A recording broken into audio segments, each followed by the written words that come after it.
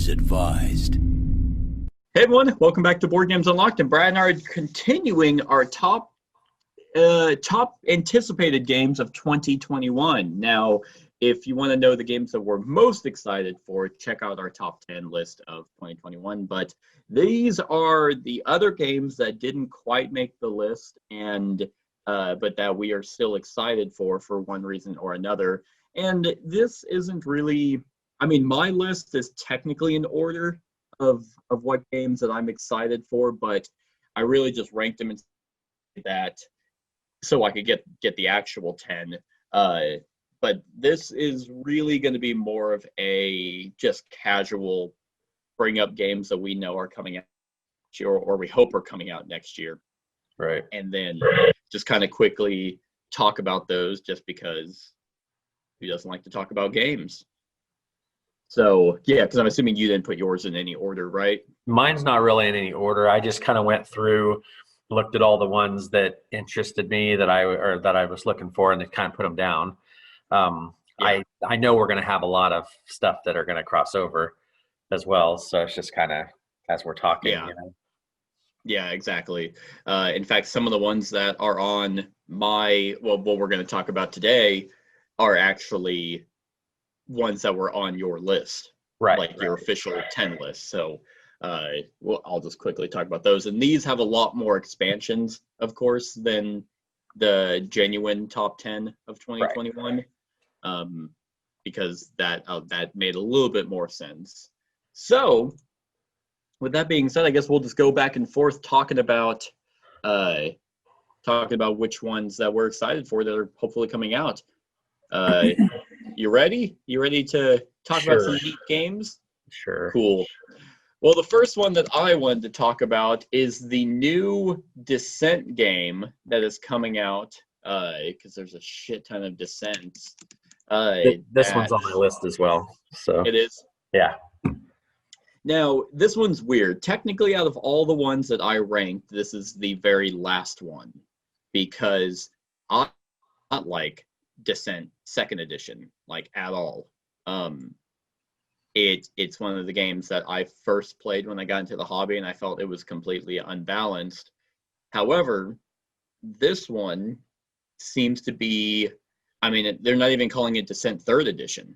They're just like, hey, new Descent, like, completely new, but it's set in that world. Drop $180 and here you go. Yeah, that's God. Yeah, because I remember you mentioning that, and I mean, it looks like a giant box. Like it looks like there's a lot of stuff in it. So, the box has been shown in the background of some of the videos, like when FFG was doing their little live stream and stuff, and the box is just massive. Yeah, I mean, if this is anything to show, like, looks like these tiles and these 3D, I mean, this looks badass. If this is one of the scenarios. And, okay, well, I guess there's only two. No, there we go. Yeah, I mean, it looks like that there's different, like, items and different ways that you can use items, and then the unique characters and character abilities. I genuinely like this art. I think a lot of people were complaining that it wasn't the same art, but I prefer this, especially if they're going to go in that more high fantasy kind of setting, right? Than more serious fantasy. Yeah, it looks nothing like the original, like the other two Descents. No, not even close. But you know, it is what it is. Like, literally, this looks like one of those where you have the split box, like. So that's it looks cool. Well, I don't know a whole lot about the like the actual, I mean, I was reading up a little bit on the mechanisms that they're doing, but this looks like a huge a huge game. So hopefully it justifies its massive price point. Yeah. But I mean, this could easily be one of those games that we get next year, and it's a money sink, and it's like, all right, damn, that game sucked, and I wasted, did you say 180? I think it's $179.99 is what the MSRP is, I believe. God damn, that has to be the most expensive MSRP You think? base game. I think it's just Like, because it has all this plastic and all this. yeah, I don't even know how many they'll make. Like you almost wonder if it's just going to be like a limited run stuff or right. something. Because And I've been seeing a lot of stuff lately that people are saying Fantasy Flight isn't doing too well in term as a company. But I saw that from a comment online, and I'm like, well, who the hell is this person? How would they yeah, fucking know that? Like, it's just internet speculation. But yeah, Descent, Legends of the Dark. This one kind of came out of nowhere, and hopefully it's better than the other than at least I never played first. So yeah, that's one of them. all right. So one of the ones that have intrigued me, I haven't pre-ordered it or anything, but it's more nostalgia based, and it's Contra, the board game. Contra. Oh yeah. This is Oh, on my list as well. yeah. Just because, I mean, that was my jam back when I was a little kid, running the side scroller stuff, and I like how they make the box look like an old NES cartridge and Yeah. stuff, everything. But I don't know a whole lot about the mechanics of this, other than I know it's obviously fully cooperative and Fully everything. cooperative. This is another Blacklist game. Yeah, and I don't think that the Saddlers are in on it. So Yep, both of them. but it looks like it uses the multi-deck system thing again. Their MDS system. I think it said it on the description. They usually have it kind of on there. I think on the main page, I think it said that it utilizes in the description. Okay. The last paragraph, gameplay utilizes the highly acclaimed MDS. Oh, yep. So, I mean, that in itself makes it intriguing too, so. A commando's unique deck, select a stage, and select an enemy. So it sounds like this is going to feel more like Street Masters than. Yeah, like a side-scrolling Street Masters, where you just sit there and shoot stuff.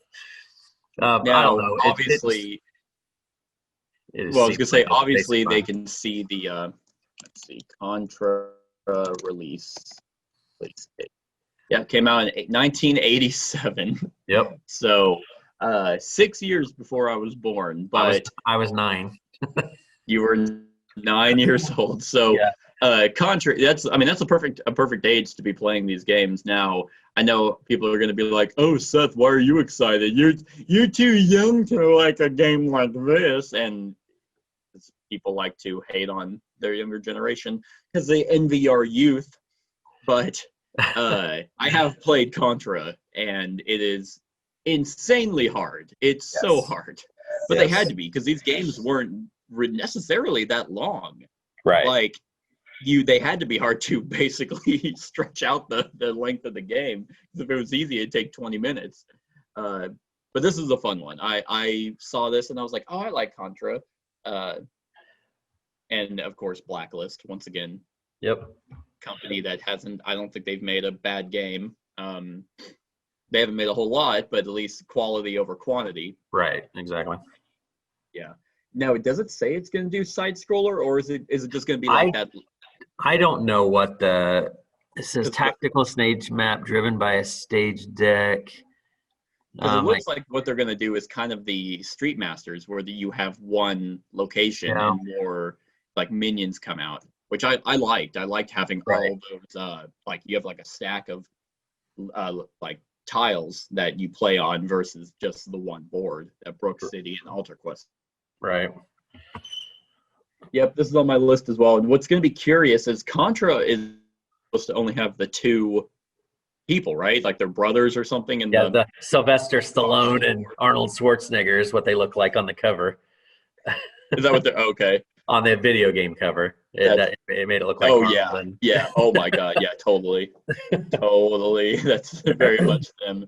My internet connection is unstable. Yeah, wow. But I'm excited. This is on my list as well. I have 62 total in my list. Obviously, a lot of them are going to be crossovers. But in terms of where this one landed, it was 31 in my ranking. So, yep, this one's going to be good, I think. Now, they only did like pre-orders. This didn't even go on Kickstarter, did it? No, it was just strictly pre-order. Yeah, that's what I thought. So they probably thought this won't do well, and who knows, might have been right. So, all right. Next up is an expansion that has me intrigued, and that is Smash Up Marvel. This one's on my list too. Yep. Here's the one good thing, and I mean, you and I talked about it during the top 10 or top 5 actually of 2020. But pretty much everything's getting a Marvel fucking skin. Like, you're just every game that can possibly come out is going to have Marvel tied to it in one way or another, because it's the huge thing. Marvel succeeded, whereas DC flopped in recent years, especially in media. So when they announced Marvel, I was like, oh no, that's going to be like the fucking Smash Up Munchkin that everyone has, but no one talks about. Right. But I like Marvel, and what I'm really glad that they did is they went with actual artwork. They didn't do the, what do they call it, stills from the movies. Yeah. So you're going to be able to actually incorporate this into your game, like your regular Smash Up stuff, and it won't feel out of place as much. I don't think. At least I'm hoping it doesn't. It might feel weird just because you have everything else, and they've always done the like they had Star Trek, but they couldn't say Star Trek. They had Star Wars, Transformers, and all that, but they weren't actually them. They even had Pokemon. This is the first one that they're actually like, oh, here's an IP. So I'm curious. Like, I mean, you're going to have the different factions, and I mean, if this is their base game, it's probably going to come with. I mean, you think they would do more than 4 decks, right? There's probably. Or you think I would guess there's probably going to be like 8 decks. You think this is actually like a base game? Yeah, I'd say it's probably going to be a lot like the Munchkin or the stuff. I bet there's going to be like an 8 deck. Okay. Thing. My guess. I mean, I don't know that for a fact, but it says take 20 card decks. Yeah. Such as the vigilant members of the Ultimates or the criminal masterminds of Hydra. So, yeah, I would probably guess 8 as well. So, who knows? I mean, it's AEG. I can't really see them totally screwing it over. I mean, this and the other, they're doing, I guess AEG is doing like a mini deck series or mini expansion series, because they're doing another one for Smash Up next year for goblins. Like, it's just kind of like the sheep and the penguins. Like, they're doing like little mini expansions, which I mean, that's fine. Any more content for Smash Up is almost always a good thing. Let's just forget about the Munchkin expansion. It's so bad. It's so bad. I wonder what it has on it doesn't even have a ranking because everyone hates it so much.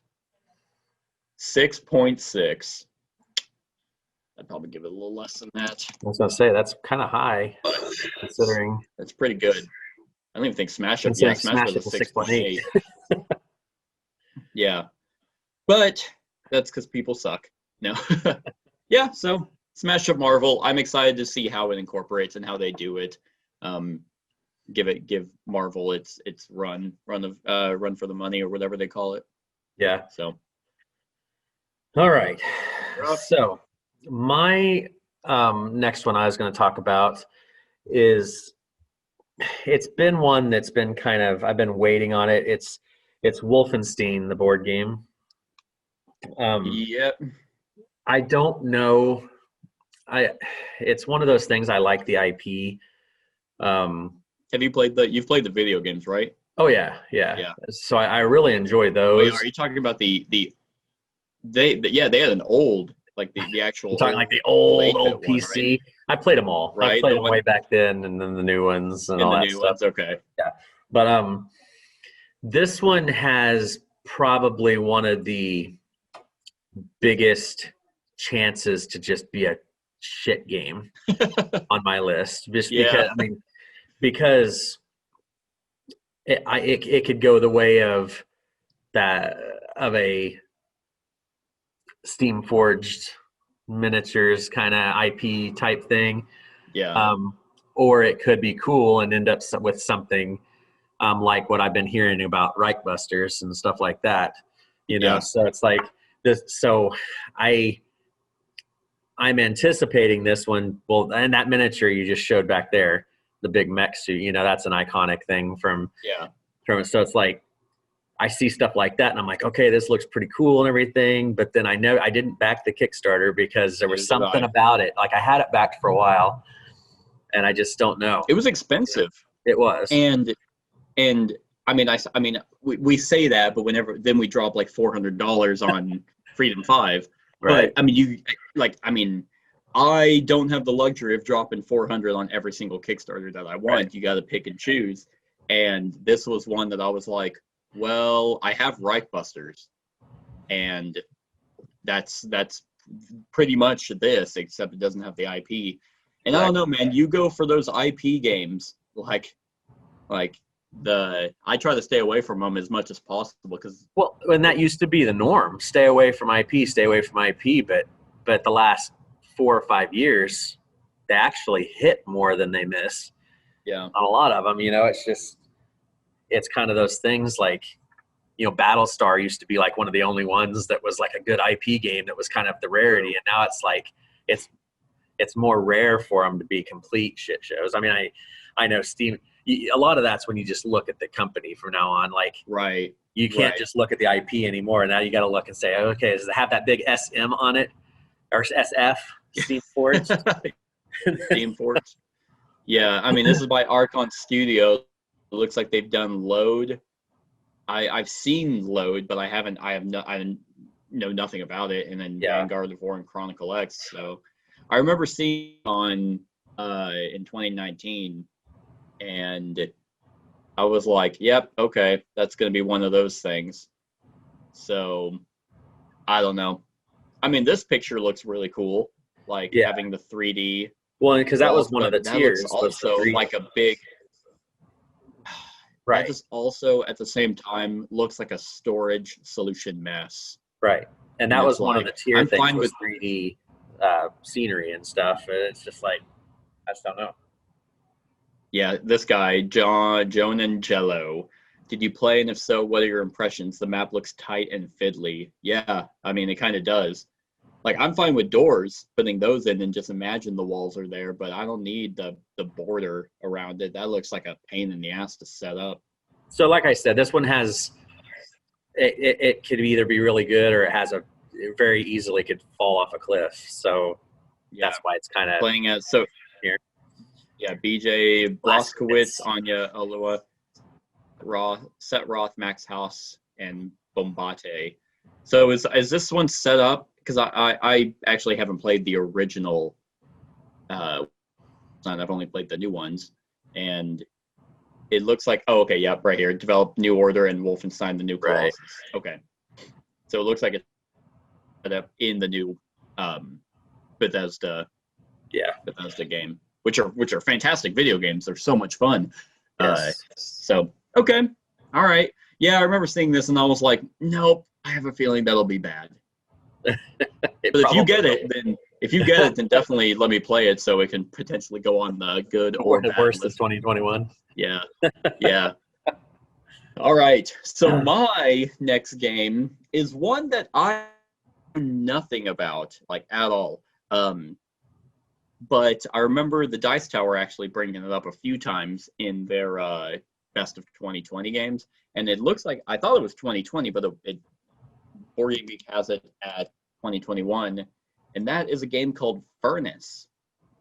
Now, I don't know much about this, except it's Arcane Wonders as a publisher, and it's literally an engine building game where you are set in the 19th century capitalist building industrial corporations and aspiring to make as much money as they can by purchasing companies, extracting resources, and processing them in the best combinations possible.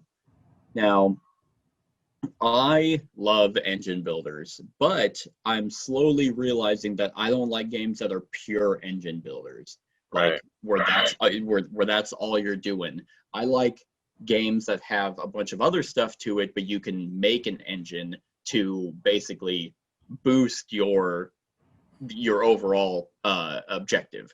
Like the analogy that I think that was telling Kat is like, if you look at a car, I'm not opening up the hood and I'm just staring at the engine. I'm like, this is amazing. It's like, no, the engine has to be good for the car to be able to run efficiently. And that's kind of how I view games with engine building. But yeah, like it, once again, I don't know much about this one, so I can't talk a whole lot into it, but it's probably going to be one of those games that are literally just you build up your engine to help you get money. It looks dry as hell. It does. Like, actually, I kind of like that artwork. Like that's pretty colorful artwork for a game where the cover looks like that.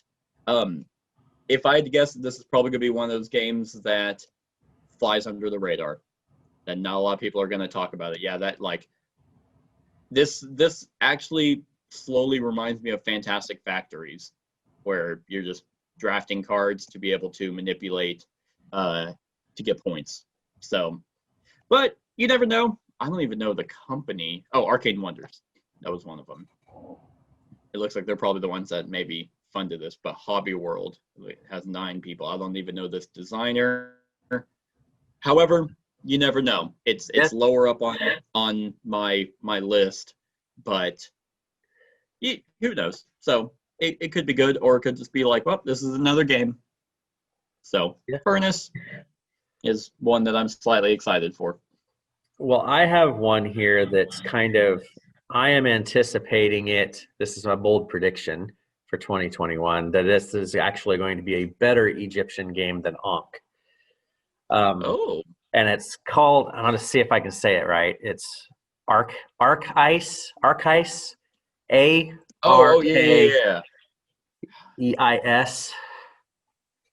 That is on,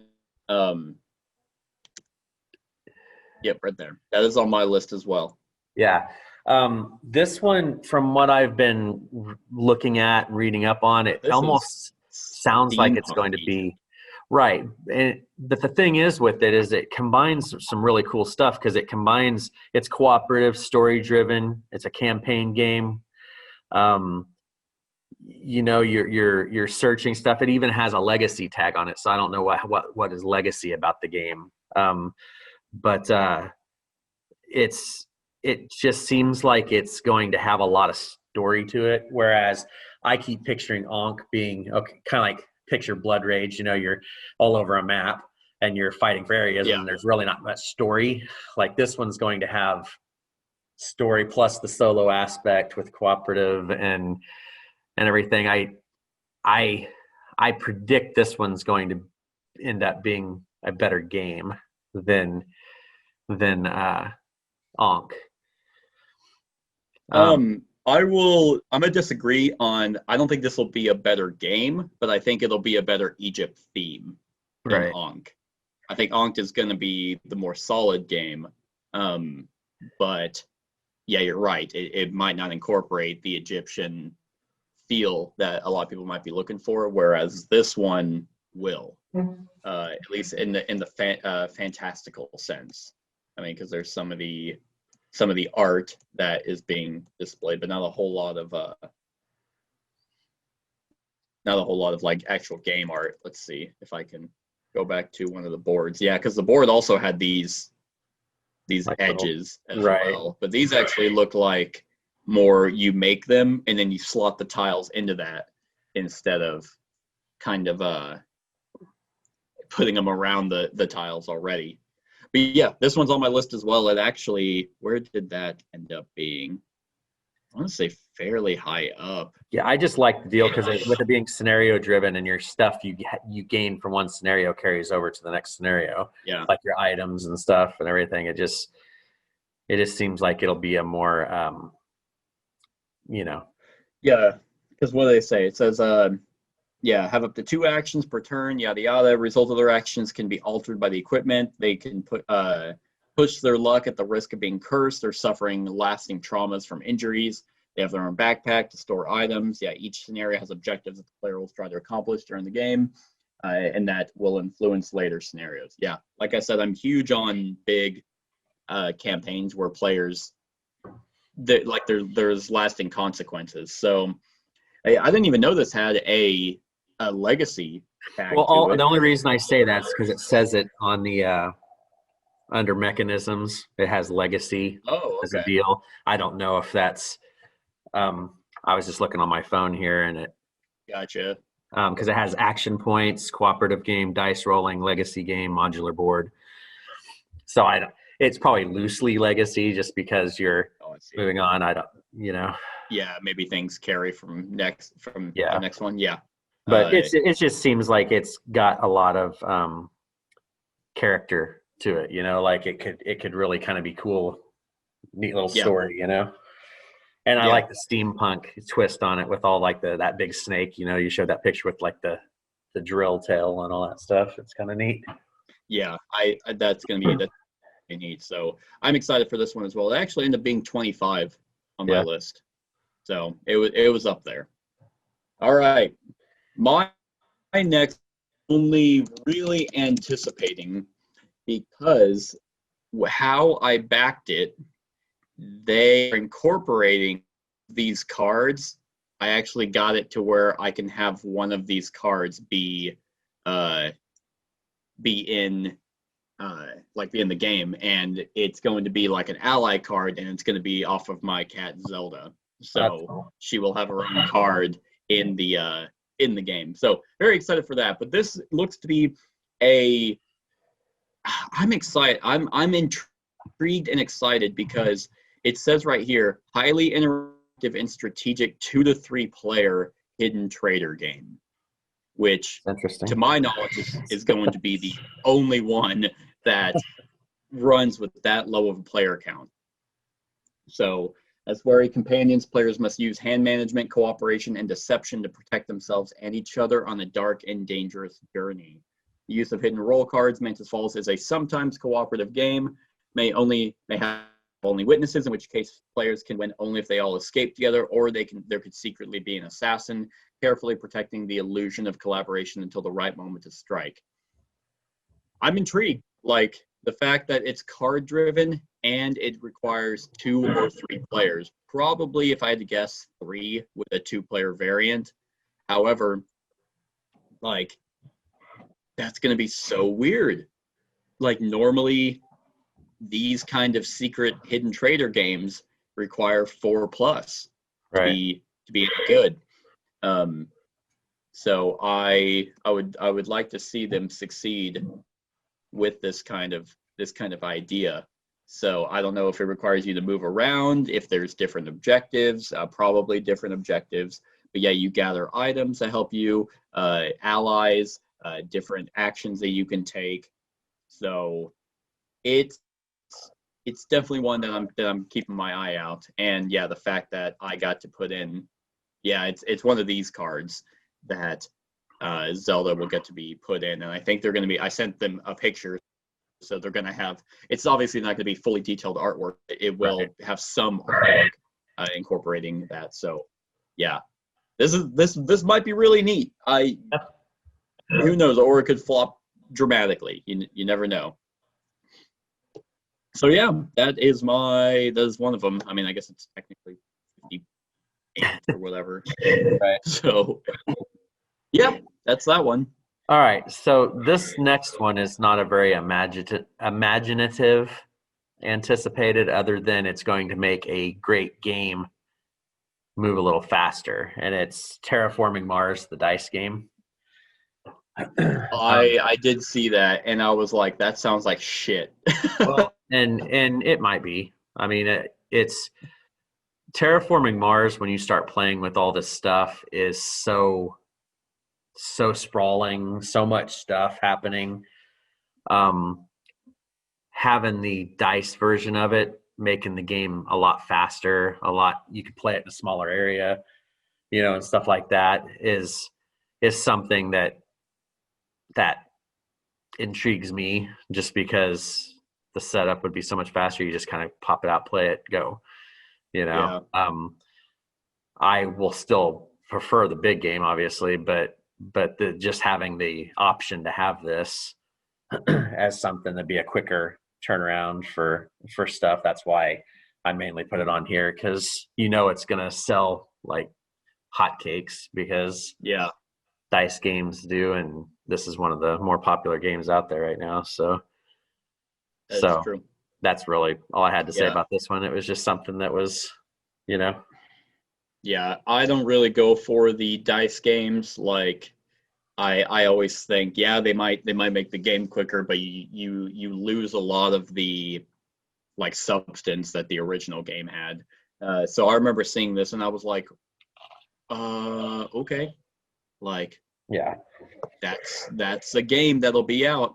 I mean, because they have Pandemic with the dice game, they have Nations, the dice game, and I've played the Nations one, and I was like, yeah, it kind of has that feel, but I just never feel like there's enough thought to keep me engaged the whole time. But if it's shorter, then I guess that's fine. Yeah, it looks out. This would be significantly shorter, I think. Most likely. All right. I think it says it's like. Sorry. No, go ahead. It doesn't have a time published, actually, so I couldn't tell you how long it takes. So. Right. All right. One is a standalone game that I absolutely love, which is Detective: A Modern Crime board game, and this is going to be their next one in the Signature series, which, to my understanding, their Signature series is taking like well-known designers or high-end designers and having them write a case. And the first one was the one that Rob Davio did, and I thought it was fantastic. He did a great job incorporating that 80s feel with a cool whodunit murder mystery. And this one is just the next one in that line. I will buy everything that Detective puts out because it's going to be great. This one is, Mike Selinker. So it looks like it's Mike Selinker, Liz Spain, and Skylar Woody's. Woody. Let's see. It all comes in Fonterra's headquarters. The mauling, a tiger has attacked the circus handler. Something doesn't feel quite right. Could the tiger be innocent of this terrifying crime? Who knows? Mike, why is that? What else has he done? Okay, Betrayal at House on the Hill. Lords of Hellas. Lords of Vegas. Pathfinder Axis and Allies. Apocrypha. Lots of stuff he's been involved in. So, I mean, just another Signature series, and the first one with Rob Davio was so great. I'm excited to see how this one is. So, that's another one that I'm excited for. All right. Well, the next one I was going to talk about is it's a mashup of one of the most popular deck building games of the past, I'd say, 10 years, and you throw miniatures in it, turn it into a tactical game, and that's Ascension Tactics. That one it's just going to be cool, I think, just with because I love Ascension. That it's such one of those easy breezy deck building games. Then you're throwing all the tactical equipment, but there's a lot of different ways to play this again, so that could be good or bad. It's got the PvP, cooperative, solo scenarios, all that stuff. I'm hoping that there's a lot of cooperative and solo scenarios, and it's not mainly based towards the PvP. But you go through and you got your drafting. There's no dice, so it's right. So it's a 0 dice tactical miniatures game. So it has one of those potentials. Let's hope this is not the artwork. God, I hope not. I think that's just a picture, a photo. But I've probably played more games of Ascension just like on iOS or whatever, than any other deck building game. You put $300 in, and this is what they use. Yeah, that would piss me off.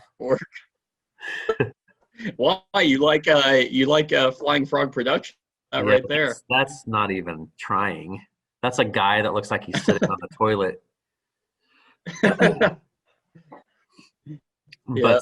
But yeah, no, I agree. Looks like I actually, yeah, I was going to back this, but ended up, I think, backing. I know I pulled out of it. But because I hadn't played Ascension until I got it for my phone, and yeah, I mean it's a pretty solid deck builder, PvP deck builder, and then with the cooperative scenario. So yeah, this one could be pretty cool. Yeah. And it has a good, good company behind it. Yeah. Well, what's going to be interesting is the fact that it is a miniatures game where you can do PvP, but it also takes deck building. So, they're going to have to find some way to balance it out, I think, so you don't get hosed by a deck that you build and can't really do anything. But I think this will do well. Which, if you go back to the toilet guy, if you go back to that picture, it looks like there's an attack. It looks like there's attack value, defense value, and I don't know what that middle thing is. So I don't know what their numbers are with this. So this also looks like a cosplay thing. Yeah. So there's not a whole lot of pictures. There's a lot on the minis. Right. So I don't know what the minis are going to represent on the board. Yeah, it's hard to say. So, but anyway, but it looks like another one that could be good. Yep, neat. All right, my next one is going to be an expansion for a game. I don't even know if you've played it, but I didn't even know this was coming out. But it's an expansion for Fantasy Realms, which never played Fantasy Realms is.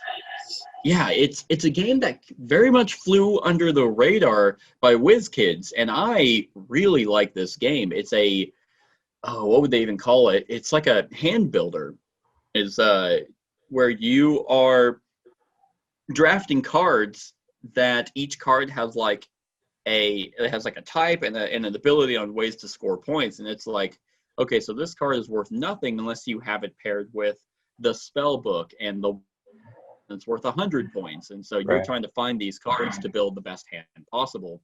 And I think you're trying to build the best 8-card hand, and then once a certain number of rounds are over, everyone reveals their hand, and then you just tally up the points. In fact, it's one of those games that scoring almost takes a little bit longer than the actual game itself.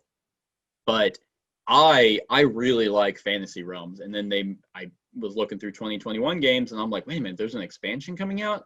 So let's see. Yeah, it adds cursed items, adding 2 modular expansions. So cursed items adds a new deck of cards.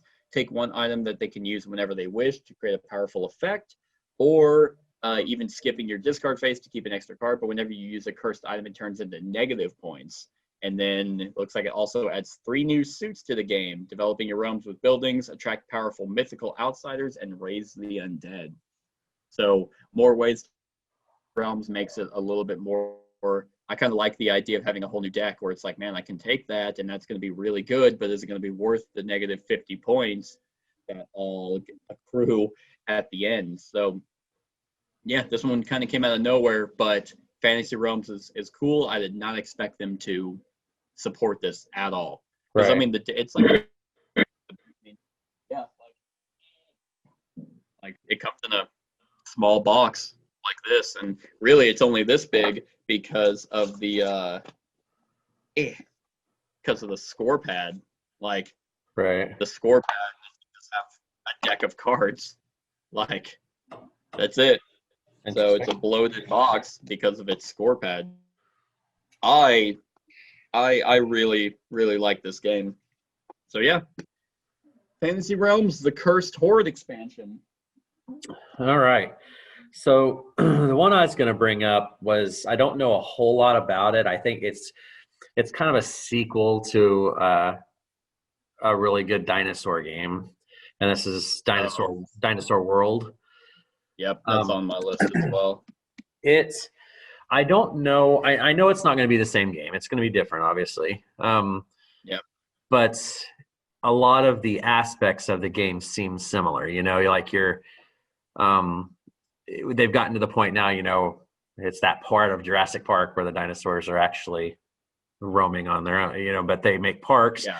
You're still getting DNA. You're still doing all this different odds and ends. I think it's more or less Dinosaur Island, but almost like rearranged, I guess. Like, right. Because in Dinosaur Island, you know, there was those like 4 mini games, you know, that you kind of went through and did stuff. And I think this does the same thing. It's just they're different types, you know, like you're doing a little bit different. Where is this at? This one is at 26 on my list. And if you had asked me about this game as soon as Dinosaur Island came out, it probably would have been higher on my anticipated. But Pandasaurus has fucked up in every other game besides Dinosaur Island for me that I was like, I don't know anymore. I don't know if this is going to be good. So it says, you draft new resume cards to acquire workers. You spend the workers. It seems good, like it's going to be a more solid worker placement game. It almost, based off the art, which I think the art, I really like the art. But it almost looks like, based off these tiles, that it has a more suburbia feel. Yeah, and it looks almost more complex. Yeah. A little bit too, like the symbols. There's a lot of symbology that. So I don't know. So, I mean, they have the DNA storage again. It looks like the starting boards that everyone's going to have. You probably draft these dice. Oh, there's Jeep again. Huh? There was Jeep meeples back on that one. Were there? With the dinosaurs. There's dinosaurs and Jeeps. Oh, yeah. You might have to be able to move around. I want this to be completely different, but have the theming still there. Yeah, I put it here just because I enjoy the other ones and stuff. I'm just this is, again, like you said with Pandasaurus, and like I said with Wolfenstein earlier. I mean, it's on a teeter-totter right now. It could go really good or it could fall off. You know, you hit that well too many times, it's not going to work every single time. You know, they caught lightning in a bottle with Dinosaur Island and that stuff. I just hope they don't go too far. Right. Because what they say, you acquire building your park and acquire DNA, spend further workers to take private actions, improving that park, drive your Jeep around, experiencing the wonder and excitement of what you have built. Throughout the game, you acquire victory points through a variety of means and possibly a few visitor deaths as a natural consequence of overly enthusiastic dinosaur encounters. At the end of the game, you lose points if you accumulated too many deaths, then the player with the most points wins. Who knows? Who knows at this point with Pandasaurus? Is this the same designer as Dinosaur Island? No. Brian Lewis. I don't think so. I think it was. Wasn't Brian Dinosaur Lewis Island? And David McGregor. No, nope. Brian Lewis, but Jonathan Gilmour, the guy that did Dead of Winter, was in on. Okay. That, so I don't know.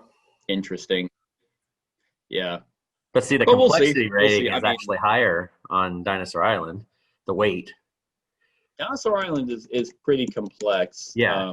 But that's what I was worried. But also, honestly, too much. Dinosaur World, that's arbitrary because no one's like one has 2 total votes. Yeah. And in fact, this shit always pisses me off. It's just like it's a 5. I mean, I'm this guy. I've never even played Dinosaur World. Or like, I fucking hate Pandasaur, so this is automatically a 1. Yeah. I'm a keyboard warrior, and it's like, fuck off. You haven't even touched it. So then you get fucking people voting 1s and other people voting 10s to counteract the 1s. Right. And it goes back and forth, and I'm like, you guys suck. People suck. All right. Yeah, this is also on my list as well. So My next one that I'm excited for is I don't know if it's going to if I'll even get to play it, because as of right now, I have it. It's a German game. Die Abenteuer des Robin Hood is the Adventures of Robin Hood, and it's a Cosmos game. And right now, the name is only in German because obviously it's Cosmos. Now, the reason why I'm excited for is because I believe this will probably eventually come, into an English version. But this is the same guy, the same designer who did Legends of Andor. Gotcha. So Michael Menzel. And Legends of Andor is really good, and of course, eventually came with 3 total sagas. Obviously, they came into English translation, and I'm excited to see what he does. I believe he either hasn't done anything other than Legends of Andor, but I think the Robin Hood theme, if he's the one doing it with storytelling and kind of his Legends of Andor mechanisms, that this could be relatively interesting. Yeah, the county of Nottingham suffers from the yoke of the evil Prince John and his henchmen. Can Robin Hood and his companions escape the sheriff's guards and complete their adventures successfully? Take on the role of Robin Hood, with the action taking place on the living game board with no set paths. The board changes over the course of each outing, and the movement of the characters is handled via an innovative mechanism that uses different wooden pieces. Who knows? But instead of using cards as in the author's Legends of Andor, the game tells the story in a high-quality hardcover book, and depending on the decisions the players make, the story changes. Well, there you go. Like, right up my alley with player choices, and campaign style from a pretty solid designer, if you like Legends of Andor. So, yeah, hopefully this does come to... I'm sure it will, with Cosmos being a part of it. I would. Yeah. It's probably a pretty good chance. Right. So yeah, that's one of the games I'm excited for. Die Abenteuer des Robin Hood. All right. So this next one I knew nothing about. Maybe you have. I stumbled upon it when I was actually making this list, and it looks very intriguing. And it is called Cthulhu: Call of Madness. And when you start reading the description, it's going to sound a lot like Fate of the Elder Gods, but it's not.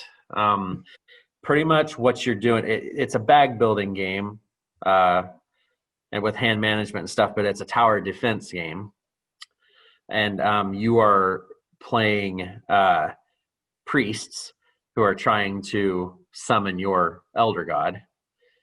So I mean, that you can kind of get the vibe of where it's kind of like Fate of the Elder Gods or whatever. Yeah. But it's got this bag building tower defense thing where you're going through and just protecting your stuff to be able to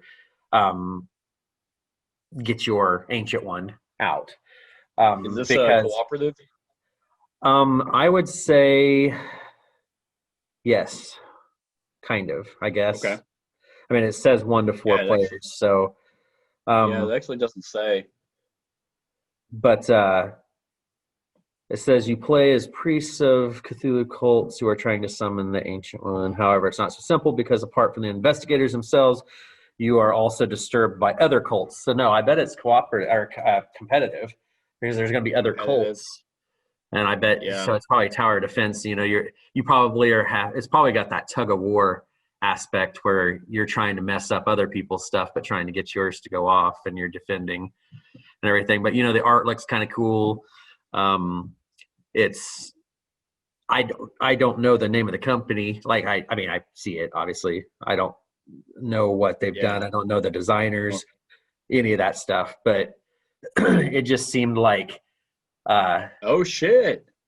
Oh, actually, he has a pretty good Champions of Midgard, Feudum, Keyflower, Manhattan Project, Claims of Caledonia, Endeavor, Aegis. So those are all solid games. Those are ports, though. I bet because I bet it's a probably a European. collab, it's a European company that I think brought them over to that. But still, I mean, they had because a lot of those games are other stuff. But like so. Let's see on the designer because that one designer made Paranormal Simon. Detectives, which I don't know much about that. I think that was, from what I understand, like a lot of people like that for kids. Like, and it the was other a guy good hasn't kids done game. anything. Yeah. So I mean, this is one of those, I was just stumbling through the list and I was like, tower defense with bag building. I like bag building stuff. Yeah. I've kind of gotten more into Cthulhu over the last year or two because I used to not really get into it as much. But like Death May Die and but like Death May Die and stuff like that, and getting into those things have kind of got me more into it. So it's just one I thought would be kind of a neat one. I don't even know if it's going to be crowdfunded, but God only, I mean, I don't know. I don't even remember seeing this at all. I don't think it. I don't even think it's hit yet.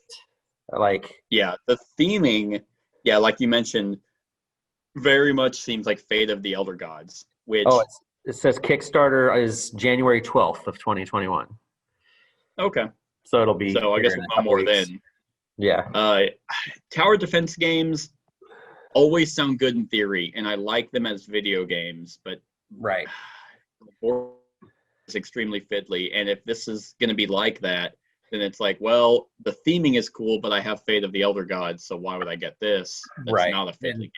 I think the thing that got me on this was the bag building. Like, knowing I don't know what it like, and that'll be something the Kickstarter campaign hopefully will describe. But that's, I think, was the big selling point to get my interest up. So, okay. Yep. Cool. Yeah, didn't even know this one. My next one is probably going to be on your list, I think. No, it might be the other one. But it's a game called Titan, which this one is different from another game called Titans with an S. This one is more of a Euro feel. Network construction game set in the distant future in which you play as employees of Stardrill. This is a remake, isn't it? I don't know. Of an old, like, 80s game? Yeah, you're right. Which is interesting that it's not Restoration Games doing it. Yeah. Because I remember the old game. And what got me on this was the board. Yeah, the old board was like that. I mean, it was like, I don't know how to explain it. It was pretty sweet though. Yeah, like I think that's a pretty cool, like terraforming kind of just a flat board, the actual 3D terrain. This was definitely on Tabletopia. Yeah. Or Tabletopia. However, I remember backing this one and I was like, well, that could be pretty cool because I like the terraforming kind of theme. Your task is to fill the hole with as many units of valuable resources from Titan as possible in order to earn the most credits by the end of the game. It has the network and route building, some take that, and worker placement. But yeah, mainly what got me on this one was the board, like looking extremely colorful and might have some pretty unique worker placement. Yeah. So slowly but surely, my taste in games. I was gonna say I never played the old one, but I remember seeing it on the table. Because I want to say it was in the 80s, maybe. I think so. I think the original Titan was. Yeah, because it had the same type of board. Yeah, 1980. It had like the same type of board. That looks like a different game. That's a different game. But yeah, there was one that had the circular thing, like what you're saying. That was an older. I remember when I was younger. Gotcha. Anyway, whatever. It's. But yeah, that one looks like it'll be kind of cool. I mean, and yeah, like I was saying, my tastes in games are changing pretty drastically. Like I'm still big on theme, but I'm not as big on the Ameritrash like faux theme where it's like, hey, let's give you theme, but let's just have everything be fucking random. And it's like that's annoying. So yeah, Titan. And this says 2020, but I didn't get my copy, so it's 2021 now. All right, my next one will be delivering sometime in January or February. Which still counts for 2021. Like a lot of people think that for some reason doesn't.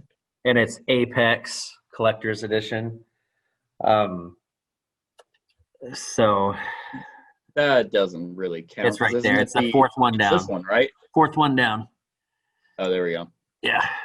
But that's still the game, right? The theropod.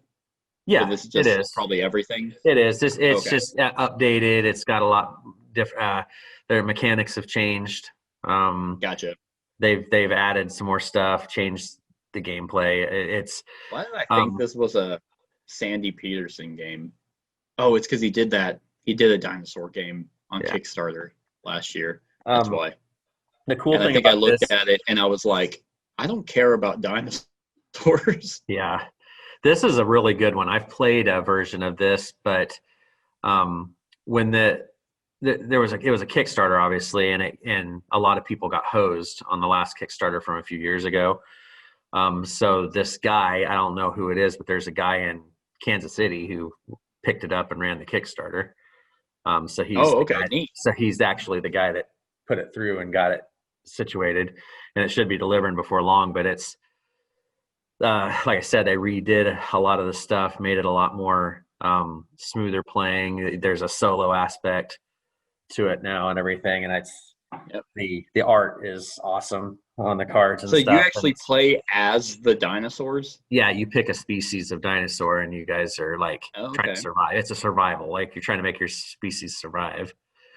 And there's all these different decks that you go through and stuff. Acrocanthosaurus, Carnotaurus, Giganotaurus, Spinosaurus, Tyrannosaurus, Utahraptor, or Utah Raptor. Oh, that must be the Mormon dinosaur. But you can evolve, as well, and That's stuff. cool. It's really neat. It's if you like deck builders, it's a really good one, and it's pretty. Because you go for like the straight deck builders, which I'll still play, but I've gotten to the point where I'm more selective on those basic ones. Like I like the ones that are unique, like with with Temples or the Lost Ruins of Arnak and Aeon's End and stuff and all that. But I'll still play the old school, just because. All right, neat. Yeah, I remember seeing this one, and I was like, man, I don't think I like the dinosaur theme. I mean, Dinosaur Island, of course, is amazing. Oh yeah, I'll play any game. Especially to increase the list for the best of or worst of or whatever. Those are always fun. I mean, you gotta if you're gonna do those lists. Like, I don't want to only play 10 games and be like, well, these are the ones that made it. Yeah. I really hated this game, but I only played 10, so yeah. All right. My next one is a technically expansion, but if I knew how to spell, is Cartographers Heroes. So Cartographers is actually I actually now own Welcome 2. Have you played Welcome 2? The suburban roll and write. Okay. I have that one, and I have Cartographers. Those are really the only kind of. I mean, they're flipping rights or whatever you want to fucking call them. Writing on stuff, and because I don't really go for them. They're fine, they're games, but Cartographers I thought was actually a lot of fun because it had like the writing polyomino kind of style with a little bit of take that whenever a monster card gets drawn, you have to pass your sheet to another player and they place the monster somewhere and you have to try and surround it to not get negative points. I thought that was pretty interesting and gave a little bit more thought to building. And then they had Cartographers Heroes, which it looks like, what does it do? All new map sheets, scoring cards, explore cards, and ambush cards. So basically, it's more content to an otherwise great game. And what's really neat is that it can be played on its own or mixed with the original game. And what they did, which I think is pretty cool, unfortunately, it doesn't look like that they did the artwork, or there's not a picture for that. And some people, have you seen pictures of some people who get really into it? Yeah, like they'll actually do like legitimate drawings. Like people can make some really colorful things with this. Well, I saw what's neat. Chad was talking. He's found on Etsy somebody has made a stamp set, like a ink stamp that has like trees Oh and my! whatever, and you just stamp on the For this game? yeah. Oh wow, that's intense. That Yeah. would be really neat. Only like $16 God for knows the my set. drawing. Yeah, if you watch my run through for this, if you can even see the drawing, it looks like a fucking 3-year-old did it. Like, it just looks like shit. But what's also really neat is this map or this box and the original box. The artwork connects. So, which is just a nice aesthetic touch. But yeah, I'm excited for this one. I didn't expect them to support cartographers, but here we go. Here's more content. So, Perfect. yeah, Cartographers Heroes. All right, so And Underworks is slowly becoming a company that I'm just like, oh, what are they making? Yeah, I'll back it. I'll buy it. yeah, for It's sure, like, with all once the role again, player and all that stuff. quality over quantity. Like, and all their games have been in that world, in their D&D world. Right. The only one that I didn't really care for was Lockup. Yeah, I didn't care for that one either. Yeah, I think a lot of people did like it though. So I thought it was cool that it was in the same world, but I didn't really like the way the game played. Right. But yeah. Okay, so my next one, I know it's on your list somewhere. It is based on an IP, video game IP, and it is Frostpunk, the board game. Oh, yep, that is on my list. Yeah. This one, it plays well. I mean, like a lot, they're a lot, like a lot of games that you've said, 1 to 2 people. That's kind of the sweet spot on this, is what everybody keeps saying. The way I see it, if the video game is meant to be is a solo player game, the board game is going to equate to the same thing. Right, and I get the big vibe of this game, the same as like This War of Mine. Yeah, like with the art style and the dingy, the kind of the grittiness of the card art and stuff like that. It's like, well, you mentioned that, and if you look down here, based on the bestseller, the creators of This War of Mine. Oh, well, there you go, right there. How about that? Yep. But so I think the thing that caught me on this though is like when the Kickstarter popped up and they showed the tower, and just all this cool miniatures and plastic and the big tower thing and everything. It's just like, it just looked. That just looks so fucking cool. Right, and if you got it, it was like pre-shaded, when if you back all that stuff, and what's cool about it is I mean, if you look at the age or the suggested age, it says 16 plus. Oh wow! Because it depicts child labor. Well, there's some adult decisions. I'm not adults, but because you have to decide, you have to make tough choices. Just like I would say, This War of Mine, same thing. Yeah. And it's, I just don't know. I've never played the video game, so it's actually free if you have Game Pass. It's on Game Pass. Oh, really? Yeah, and I downloaded it because I was like, well, I should probably play the video game to see if I will like the board game. Right. But that might not always be the case because I don't really care for This War of Mine video game. I feel like it was you weren't as invested into the players or the characters as you are with the board game. Right. Anton being exactly. Fuck that guy. But it's just another one of those games where you're just getting beat down the whole time. Well, it's set. The setting is like a dystopian, fucking cold as hell world that you don't ever want to live in.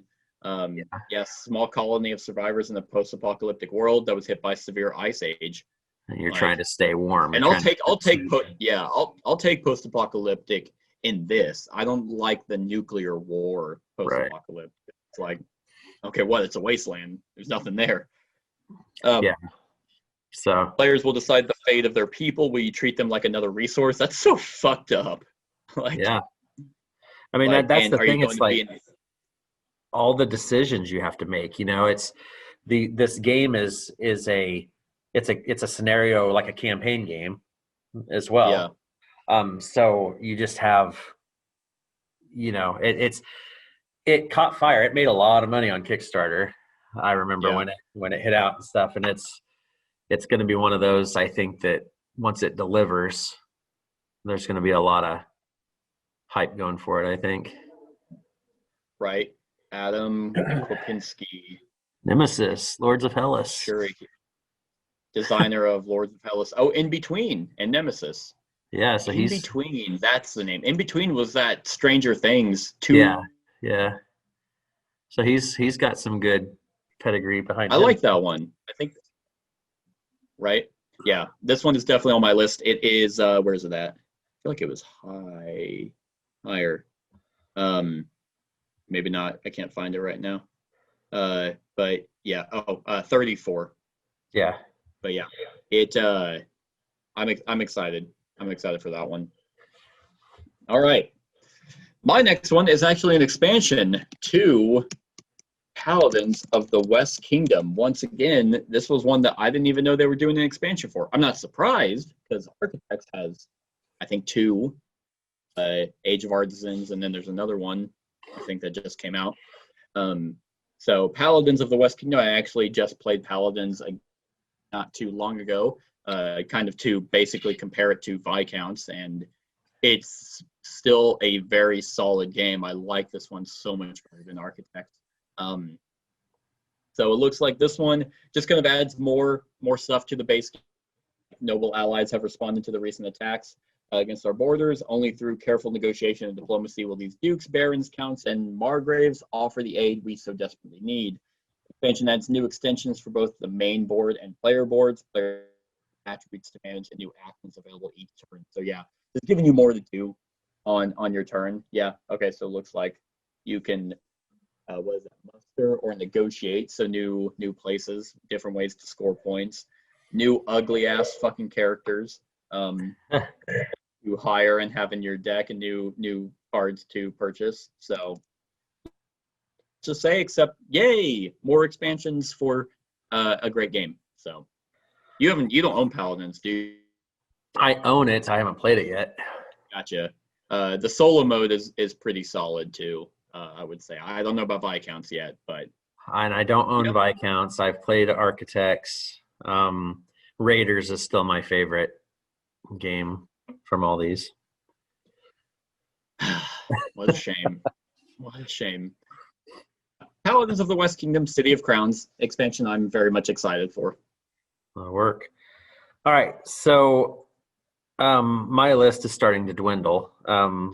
So this one, I put it on this list because I'm excited about it, because I own all of the original first edition stuff. This part intrigues me, and it's the Hoplomachus Victorum.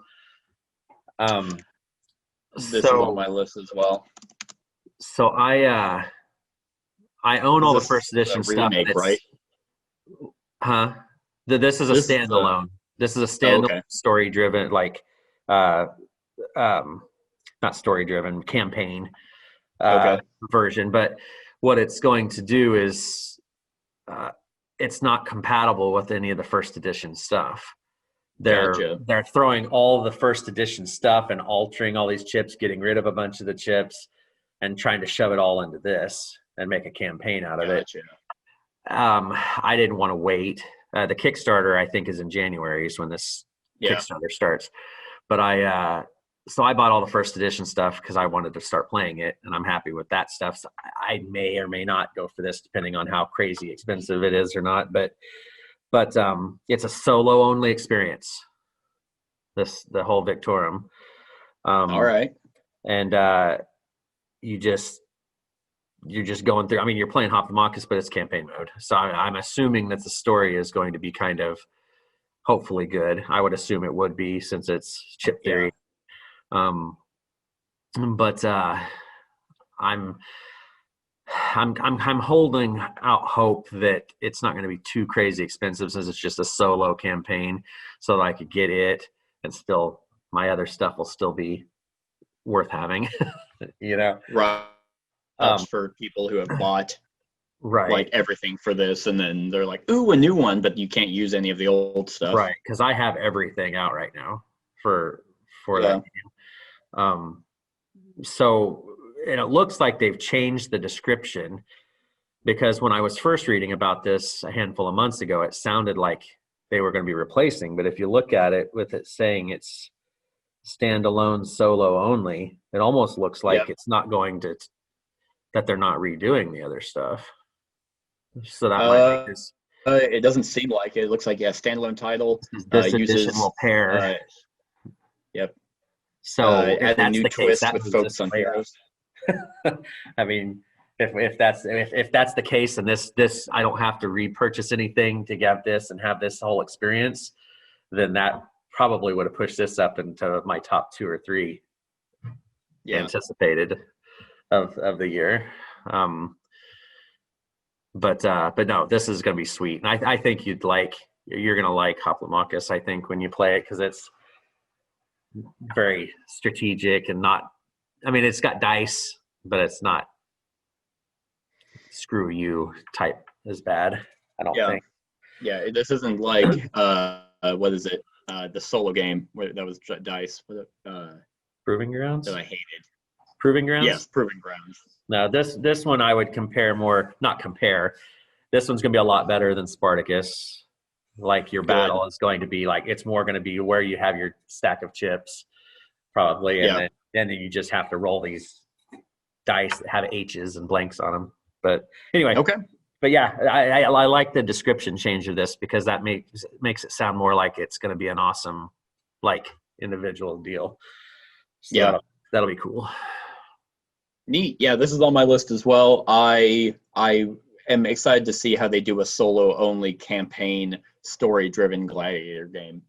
And it's chip theory, so the quality is going to be amazing. Exactly. And I'll tell you that there's already a lot of solo only stuff in the irregular Hoplomachus. So they've already got a lot of that stuff in there. This is just going to be more story stuff, I think, from the sounds of it. So it sounds like they'll just kind of build upon what they have.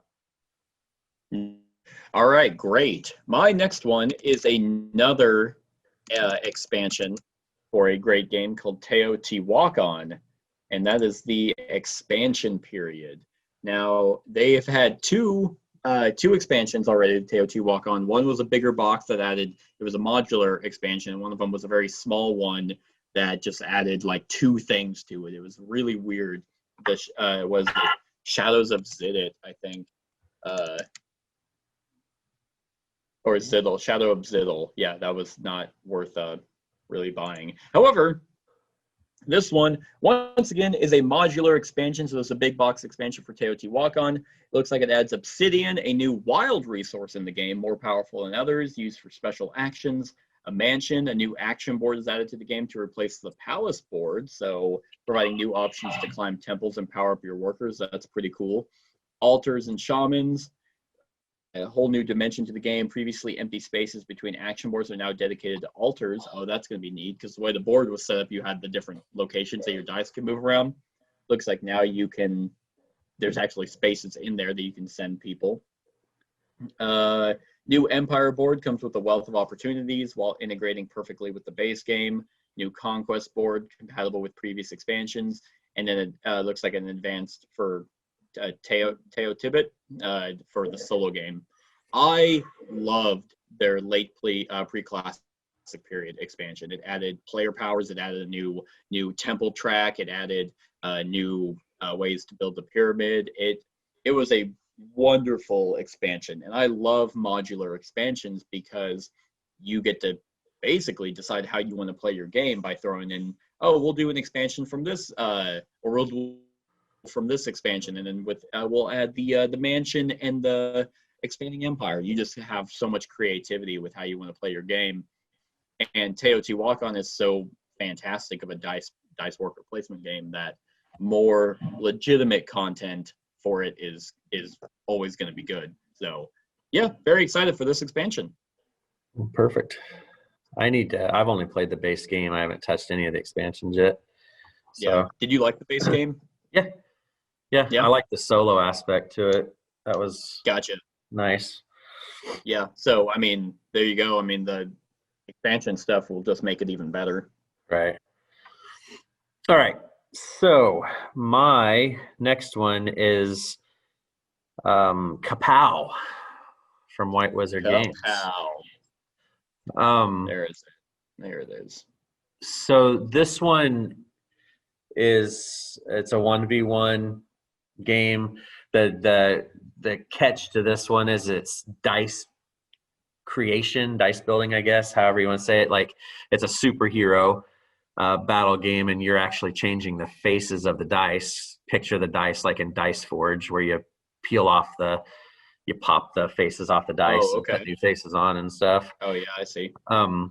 But you have that screen, like if you look up there, those screens will be in front of you and you'll roll behind it. So that is the one biggest thing I'm curious about in this game, is the cheat factor.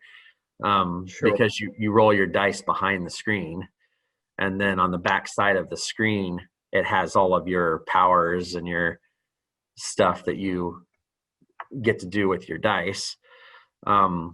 I'm just kind of curious how that's going to work out. That this was going to be one of the things that I demoed this year, that I didn't end up getting to. So we'll see how it shakes out. But I know towards the end of the campaign, they finally listened to people and they came out with solo cooperative game mode for it as well.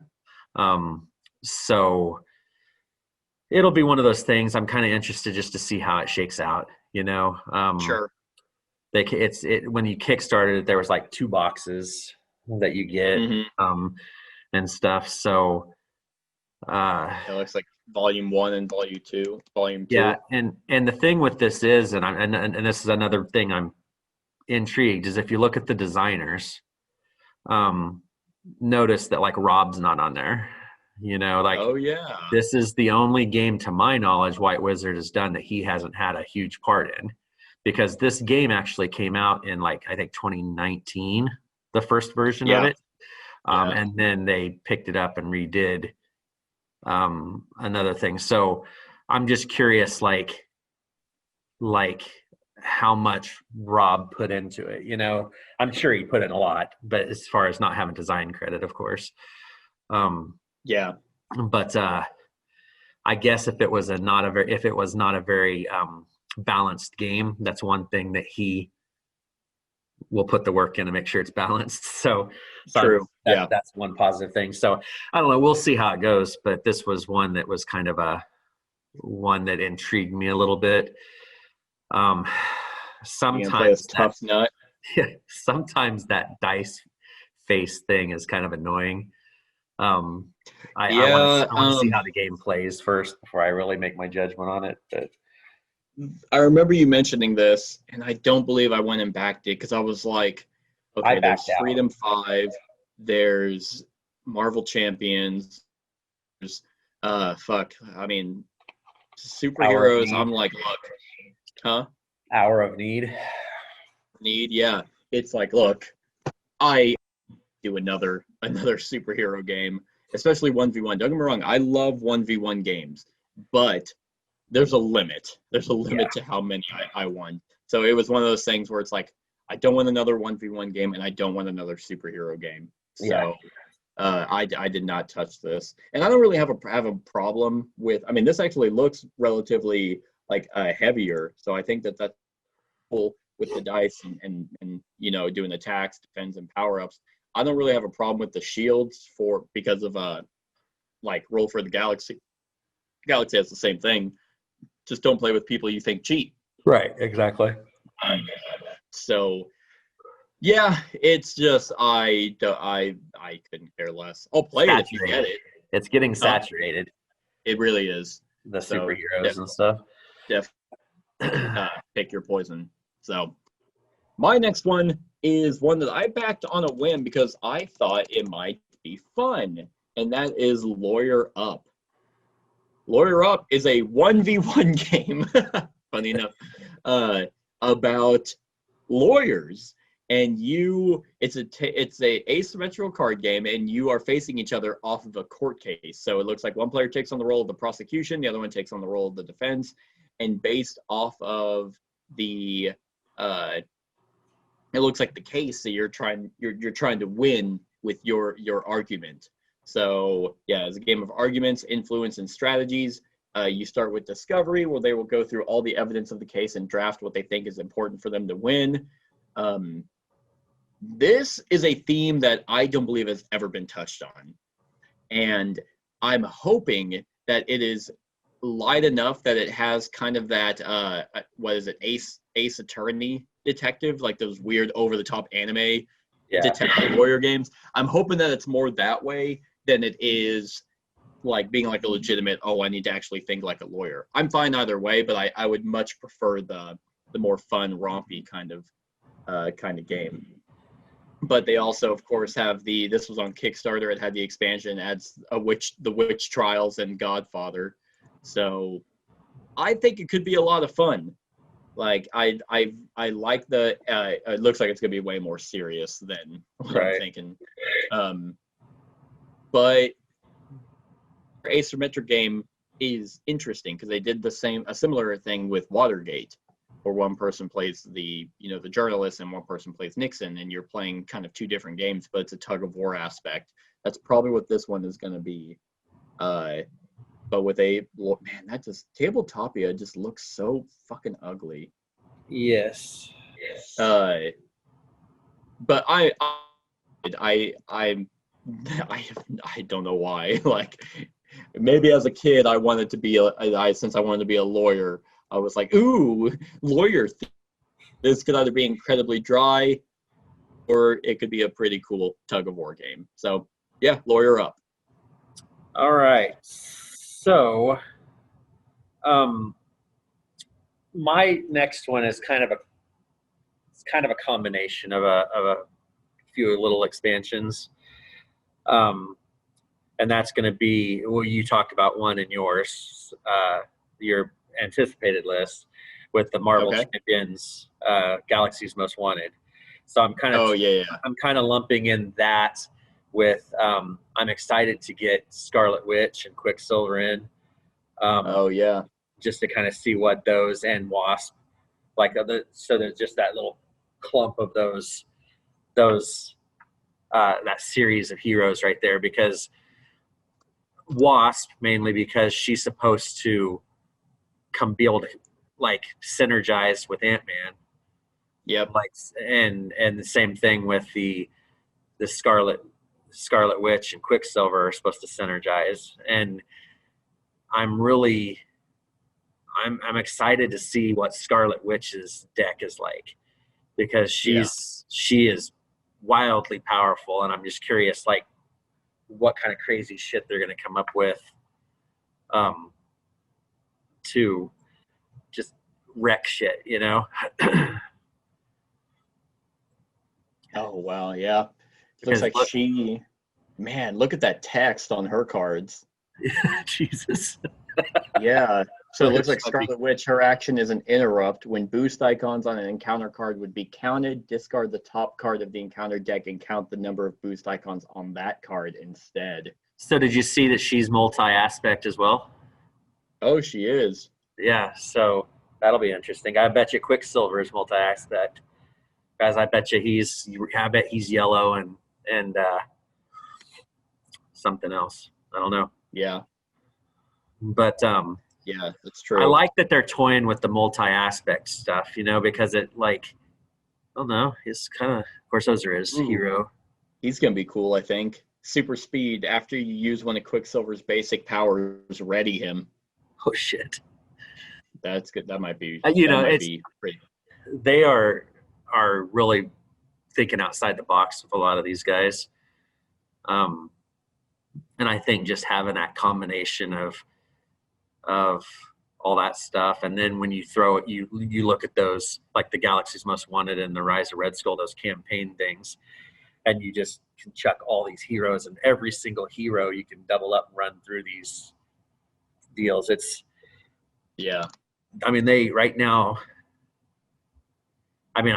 you never want to say that because I mean, they'll eventually saturate maybe, but they've got something good going right now where they're not overdoing it, you know, and it's just, I don't know. I mean, they could just keep rolling. Yeah, I think if they release these big packs like the Galaxy's Most Wanted and follow kind of the same beat that the MCU did and slowly release two or hero packs in between, I think that'll be a pretty good separation from one another, that it won't feel like Legendary Marvel where it's like, really, who the fuck is this person? Like, Right. this was a background character in some obscure comic.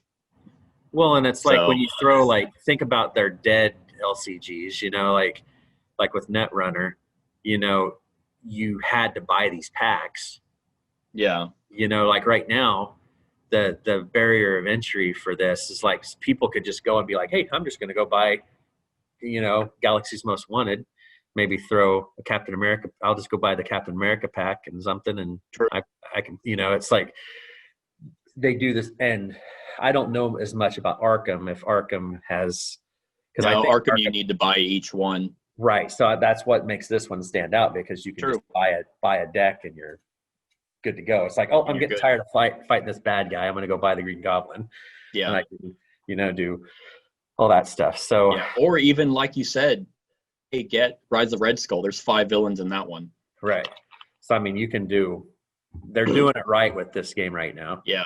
I mean, don't get me wrong, Arkham Horror LCG is definitely my favorite Fantasy Flight game, but they that's just, I mean, that's true, like, LCG campaign where you get a really fleshed out story and you get to build up your characters and go through the whole shebang. But I understand that it's extremely expensive to get into. The barrier to entry is pretty high for that one. Well, I Whereas, went. you mentioned I was getting ready to buy that stuff. I was like, oh, maybe I'll buy Arkham and start getting into it. I was like, okay, so I get the base game, but none of the packs are available. Like for the first several cycles, I'm just like, well, that's pointless. I'm just not going to do it.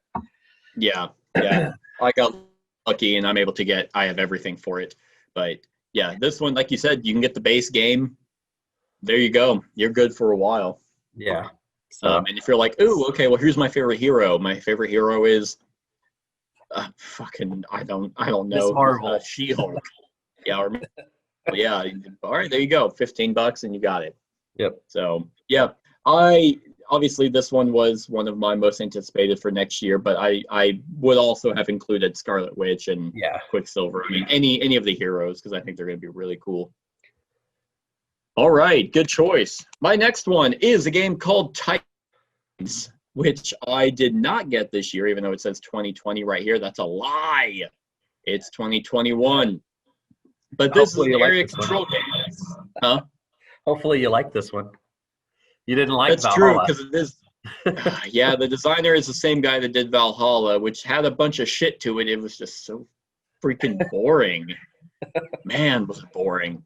But yeah, this is an area control game similar to the kind of the same feel as like Blood Rage, where you have your regular peon kind of guys, but then big monsters were going to be there.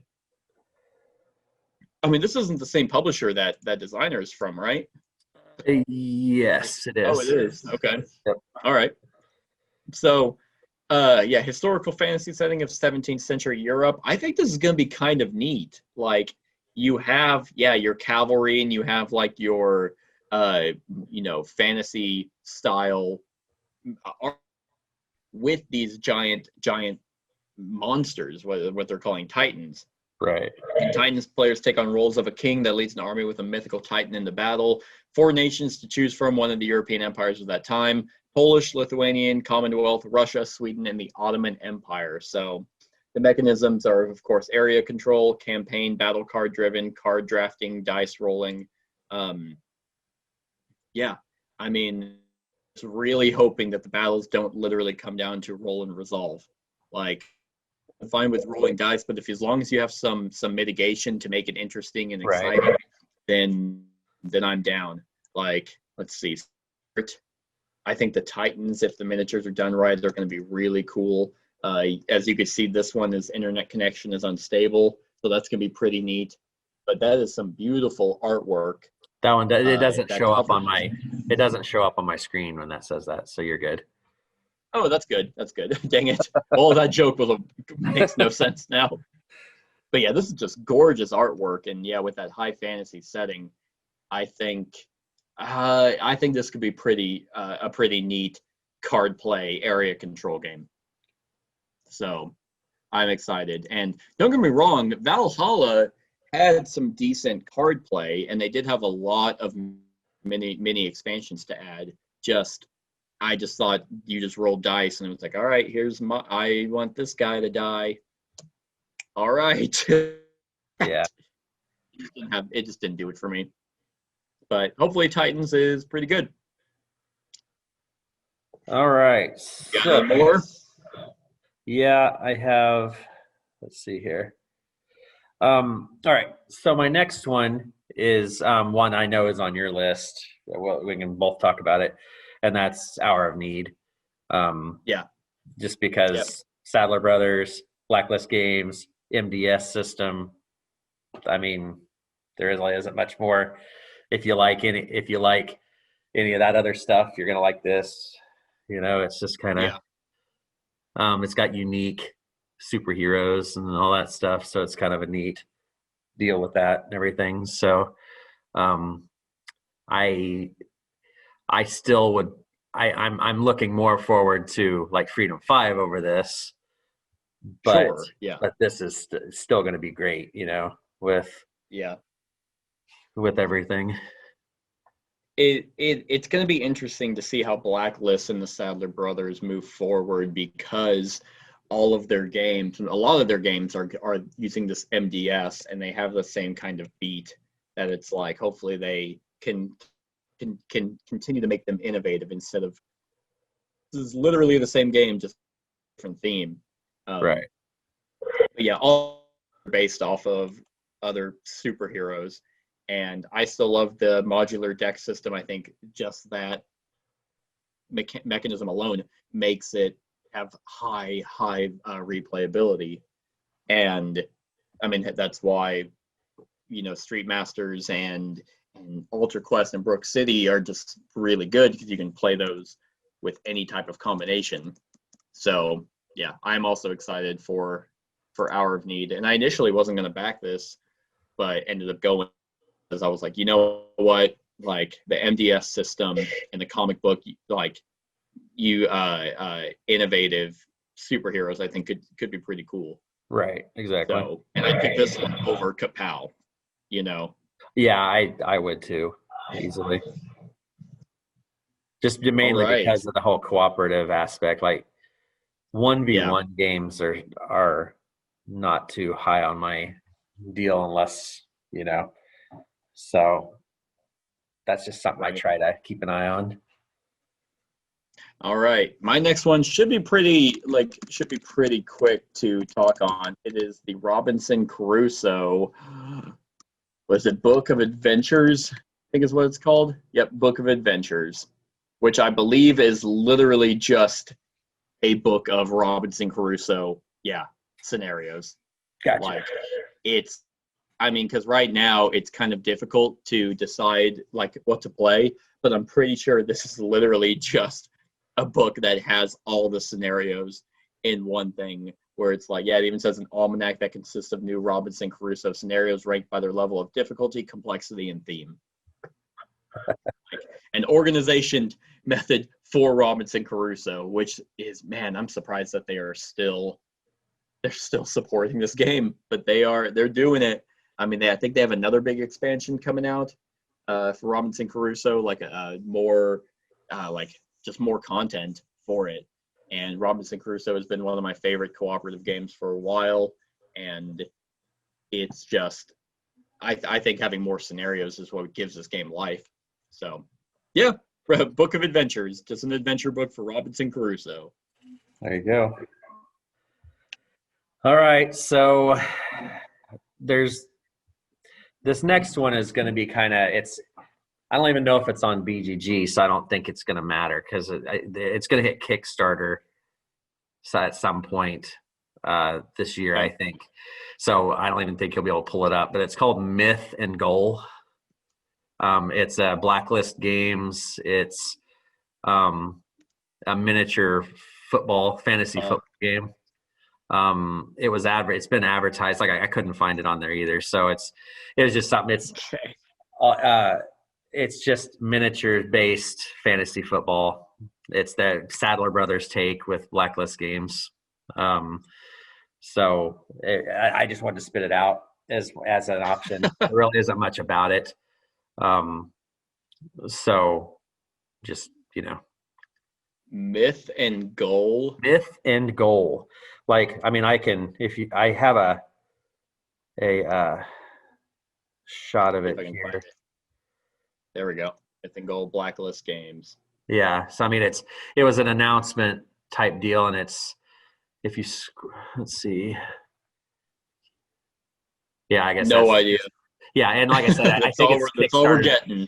I think it's just Kickstarter this year. It probably won't even be out 2021. I just wanted to spit it out because it's Gotcha. a fantasy football Blacklist game. Is just kind of something that was with the Sadler Brothers. It's going to have the MBS and stuff. So it's like just something kind of goofy.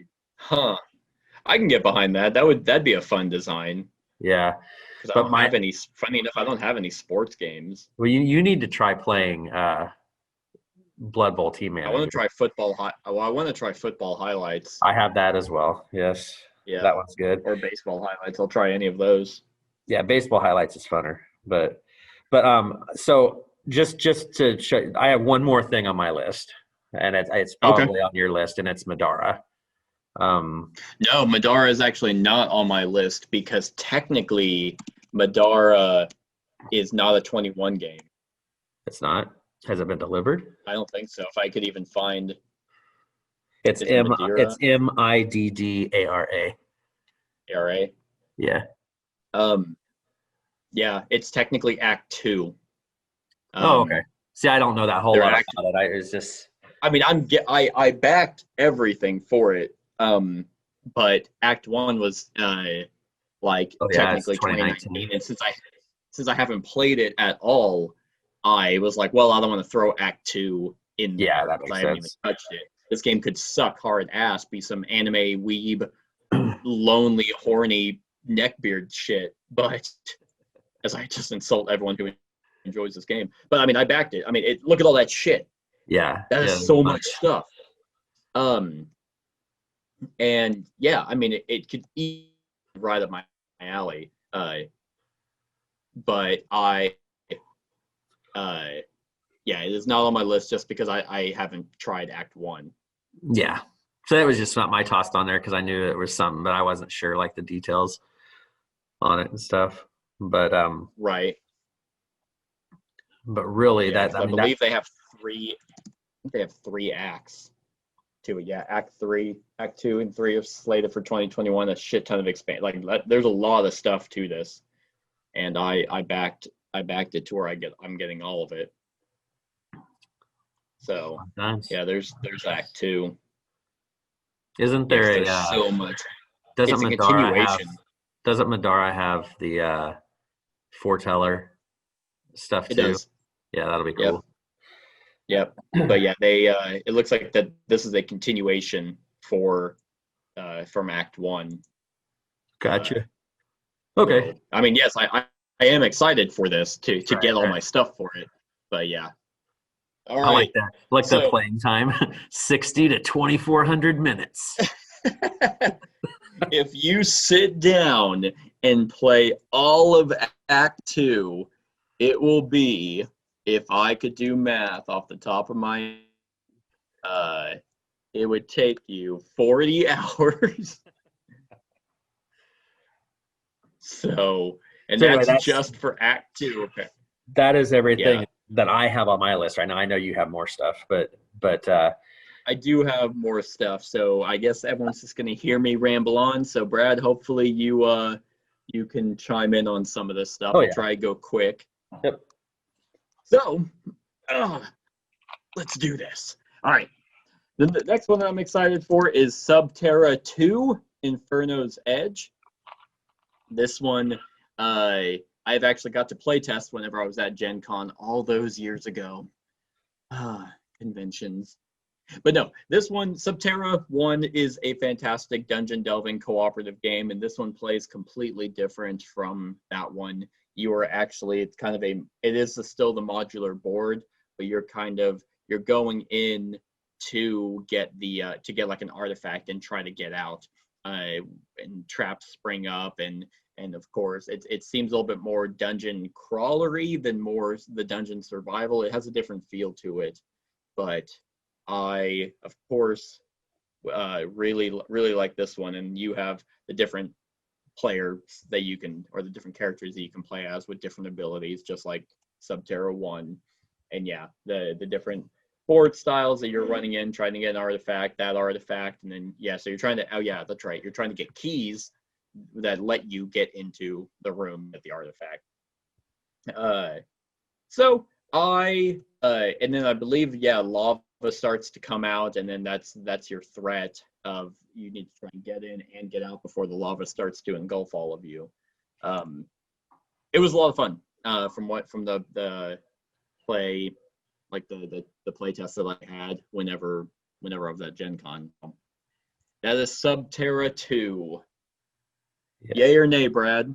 I didn't even know there was a second one coming out. I know the first one's pretty good. I've played the Tabletopia version of the first one, and it was pretty good. Okay. Yeah, it's a really fun one. They have a pretty cool mechanism where you're like you have a deck that you go through, and then once the deck runs out, then each turn you have to roll, and that's pretty stressful. Yes. So, all right, another one that I'm excited for is actually a Vita Lasarda game. So, funny enough, at the time of this recording, I now own every Vita Lasarda game. My copy of Vinhos came in, my Kanban EV came in a couple weeks ago, and Lisboa came in. So, I have all of them. I'm just like, I see all. And here's another one that he is making, which is supposed to be actually a smaller filler game by him that is about a cafe in Lisboa. So it says, yeah, players buy stands in the market, open new businesses that influence those stands and bring customers to them. It's a thinky filler title, a tile placement game based on the Lisboa city building system in which players pay money to own stands in the market. Now, don't get dismayed or what's the word? Don't think that this is probably going to be like, oh, it's a filler game. It still has this madman as a designer. So his idea of a filler is probably like a 6-hour game. And it's like, what, you don't have 6 hours to just spend? But if it's truly going with the filler idea of like a 30-minute like thinky game, I think that really intrigues me, because usually filler games I'm just like, yeah, I think I'll just play on my phone instead of trying to set up a filler game, you know? Yeah. Mercado de Lisboa. So there is that one. The other one that I am excited for, which I was actually told by one of the designers, is Almanac the Crystal Peaks.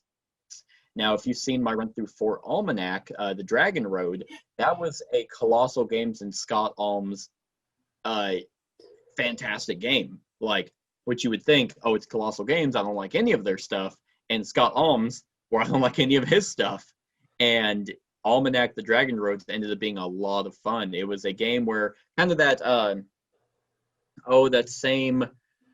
what they call it, what Sleeping Gods, an Atlas game, where each page was a different like map.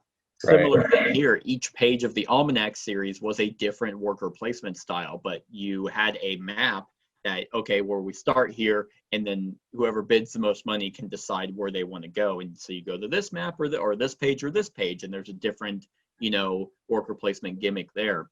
It surprised Kat and I pretty well. We enjoyed it.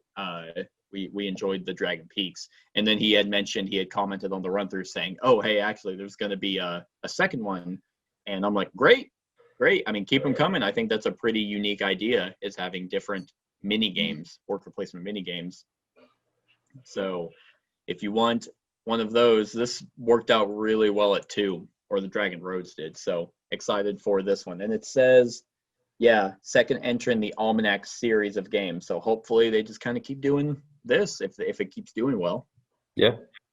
This one, I'm surprised is not what you did not bring up at all. Yeah, I didn't even think about it. Vindication Chronicles, which is currently on Kickstarter right now.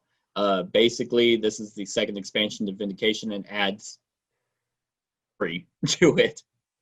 They're mentioning, adds narrative immersion and story to the existing Vindication experience. Did you add the other expansion that they threw into the Kickstarter as well? Oh no, I didn't know they had another one. Yeah, there's you add another like $20, and it's like helmets and something. I can't remember what it was called. I have no idea. When you I look probably at the deal, will. It's a red box, and it's called like helmets and something or something like that, and it adds like all these other more stuff to the game. It's pretty cool. It's like a $20 add-on. Gotcha. Yeah, because what they did, which I thought was awesome for the Kickstarter, is that whenever you go to check out, you put in all your add-on stuff then and there. You don't have to wait till the pledge manager and then be like, wait a minute, okay, now let me get back on Kickstarter and see what I have for my pledge and see, because you don't want to double buy. And some companies don't have that. You're sitting there and you're like, what the fuck even, like, okay, is all the stuff they're offering as add-ons, is that stuff that doesn't come with my pledge, or what? And then some companies will put it where the add-ons will say this does not come with any of the pledge. It'll clarify. But this one was, I think, a step above that, and you got to add all that stuff to as you backed it. So I like that. It's called Villages and Hamlets. Oh, okay. When did you say helmets? I don't know why I said helmets. Hamlets, Villages and Hamlets. All right. Yes, I will get on there and. So it adds new parts to the map, like outside of the hexagon. Neat. Yeah, Vindication was a game that you had kept telling me over and over and over to try, and we finally did it for the channel. I even played the solo for the channel. Solo was okay. I actually think you miss out on a lot. Like I personally like how the board expands quicker with players versus just you hopefully waiting on something to show up that you need, which the solo game kind of dragged a little bit for me. But the one thing I mentioned in our discussion for Vindication was, they seem to have a very unique world and theme here, but they haven't explored it. Boom, right? Like, I think as soon as we mentioned that, we're like, oh, wait a minute. Yeah. So yeah, narrative choice Chronicle cards add a layer of decision and intrigue that bring your story to life. So as you grow your tableau, so too do you chronicle your own journey.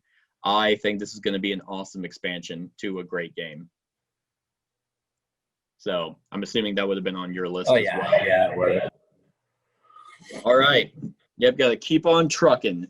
My next one is one for a great cooperative game, not whatever the hell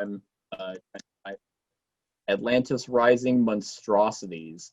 This is a fantastic remake. I mean, because they had an Atlantis Rising. This is the second edition and an expansion to that.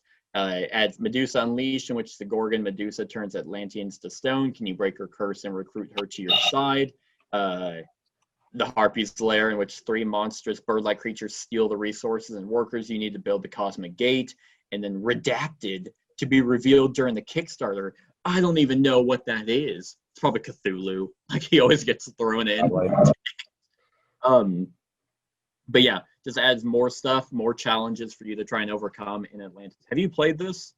Not this one. No. Rising? No? Nope. This is a very tense cooperative kind of. It is kind of worker placement to be able to gather resources to build some of the like useful inventions that you eventually will need. You need to build a certain number of those to build the final gate, which is how you win. But overall, the board keeps shrinking and shrinking. It's extremely tough. And we played it a few times, me, Kat, and our friend Steven. And I will say, even though it was still really good, playing it 3 times, we were kind of like, okay, yeah, we kind of get it. So I'm really glad that they're coming out with an expansion to add more challenges. That's good. So, The next one was one that I was surprised to actually see, and that is of the Ring, Kings of Middle Earth. So another War of the Ring expansion, which just, of course, adds, let's see, where was it? Oh, yeah, it brings in new figures, Theoden, Denethor, Dane, Brand, and Thranduil, and then also and now adds rules for siege battles. Normally, if the Free Peoples were in a stronghold, they could move their people out and they'd be in the stronghold, and only 6s on attacks actually did something to even try and kill people. But if they stayed in there, it was extremely hard to take that location. So now with this one, they added rules to make it a little bit more thematic than just roll dice and hope you roll high. And it looks like it adds new units to the shadow armies. So I really like the latest expansion to War of the Ring. Denethor, fuck that guy. Theoden, my man. Thranduil, oh, the Black Serpent. Ugluk, Vampire King. Huh. Well, there's the minis for him. Now, the minis don't look that great, but I just think more content, more variety to War of the Ring is going to be great. Yeah. So you still haven't played this, have you? Nope. Yeah, we need to get that. All right. This next one that I'm excited for, I am apprehensively excited because it is, I think I backed this 2 or 3 years ago and still hasn't come out. Yeah, I bet I can take a guess of what it is. What can you guess? No, I saw you type it that time, but yeah. Is it Solomon Kane? The game that I don't get it. Yeah, it's Mythic Games, and they've released 3 other games since this one, and I don't get it. I wonder if there's balancing or some sort of issues, because out of all of their games, this is the only one that I can think of that actually has a campaign and has stories and chapters. So I mean, they had a lot of stories to do it, but I don't know what's taking them so long. It's extremely frustrating because I mean, at this point, I've given up all hope of me ever getting it. I'm pretty sure it's slotted to come out next year, but I've been saying this was on my list last year, and I believe it was on my list the year before that. So, but yeah, this one is pretty cool. I've actually play tested this at Gen Con. You control the virtues for Solomon Kane, doing dice manipulation to be able to get him to do certain things on how the players want to have him act in the campaign and then the story. And then he does that, and then that changes the way that the chapters move forward. So it's an interesting game, and I really like the way it played, but it just is taking forever to come out. All right. It's crazy. Next one is one that you actually mentioned before, and that is Dead Reckoning. Yes. The one that you were talking about. I'm falling in love with that card crafting system that AEG has put out. Edge of Darkness is such a great deck building card crafting game. I even went out of my way and got everything for Mythic Veil. Mystic Veil. Yeah. So I have everything for that, and I still need to give it another shot, but I think now with my new love for deck builders, that I think I'll like it a lot more than the first time I played it. But yeah, it even says up here, Cardcraft 4X, like a pirate 4X game with card crafting. That sounds amazing. Yeah, it's going to be crazy, I think. So hopefully the pirate-themed justice, game of exploration, piracy, and influence in a Caribbean-esque setting. So that could be pretty neat. And of course, the designer is John D. Clare, who did both of the Mystic Veil and he's the Edge of card Darkness. crafting guy. Yep. All right, next one is the other one that was on your list that I am also excited for, Dire Alliance Horror. Same apprehension kind of that you have, where it's hopefully the 2 modes that they play are both really good, instead of one where it's you don't really want to play this as a 2-player game, you know. Right. but yeah, I'm excited to see how the modes work. And of course, with Blacklist Games, they have the two designers from the Undaunted series, as well as the. Here's my worry: is this game is gonna be so good that I'm gonna have to go out and get the Undaunted games. Well, at least they're cheap. Are they? Yeah, they're only like 28. Oh, okay. $28, so Okay. you're good. Neat. Yeah, so I'm excited to see how they move forward with this, because yeah, like you said, it's kind of a they're doing horror, so next one might be a different theme. But I think the horror I like horror settings. I think if they do them right, then they can be a lot of fun. Yeah. All right. Who. All right. I can actually skip quite a few of these now because we've actually already talked about ones that were on your list. But one that we haven't talked about was Merchants of the Dark Road, which is, I think, Elf Creek Games as well. Yep.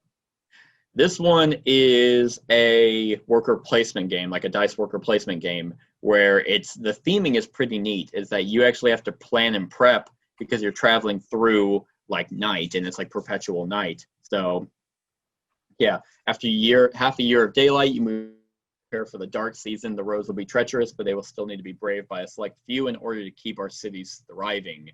So, yep, gather lanterns to ease your passage along the dark roads as you guide your caravan to distant villages. I like Elf Creek Games. I really like their artwork. That's ugly because it's on Tabletopia. But I really like the theme. I think this is be a cool worker placement game. Oh, look, there's Jeremy Howard playing it. So it could be pretty neat. I don't know why I hit exit or escape. Yeah, I don't even know who the designer is. Brian Surrey. Yeah. None of these, I remember seeing Paradox, but none of those look familiar. But Merchants of the Dark Road, that is another one I am excited for. Okay, we already talked about Hoplomachus Victorum. That one could be pretty neat. The next one is actually one that I completely forgot about, but it's the Clash of Cultures Monumental Edition. Did you play Clash of Cultures? No. Okay. Never messed with it.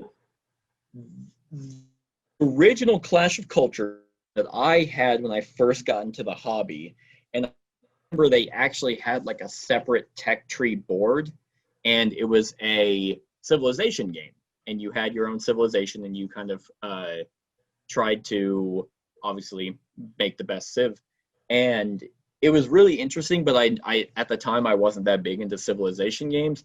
However, this one looks like it's going to be an extremely streamlined and updated version of that game that includes a bunch of expansions and just a huge variety in ways to play. I believe this one also had, the tile laying to it, the different leaders and the different events and things like that, different wonders that you can build. So, did that say WizKids? Yeah, it's by WizKids. That's weird. So, WizKids, and who are the other two? Frosted Games and Maldito Games. I don't know those two, but it looks like WizKids are the ones. You're gonna get a bunch of floppy stabs and floppy.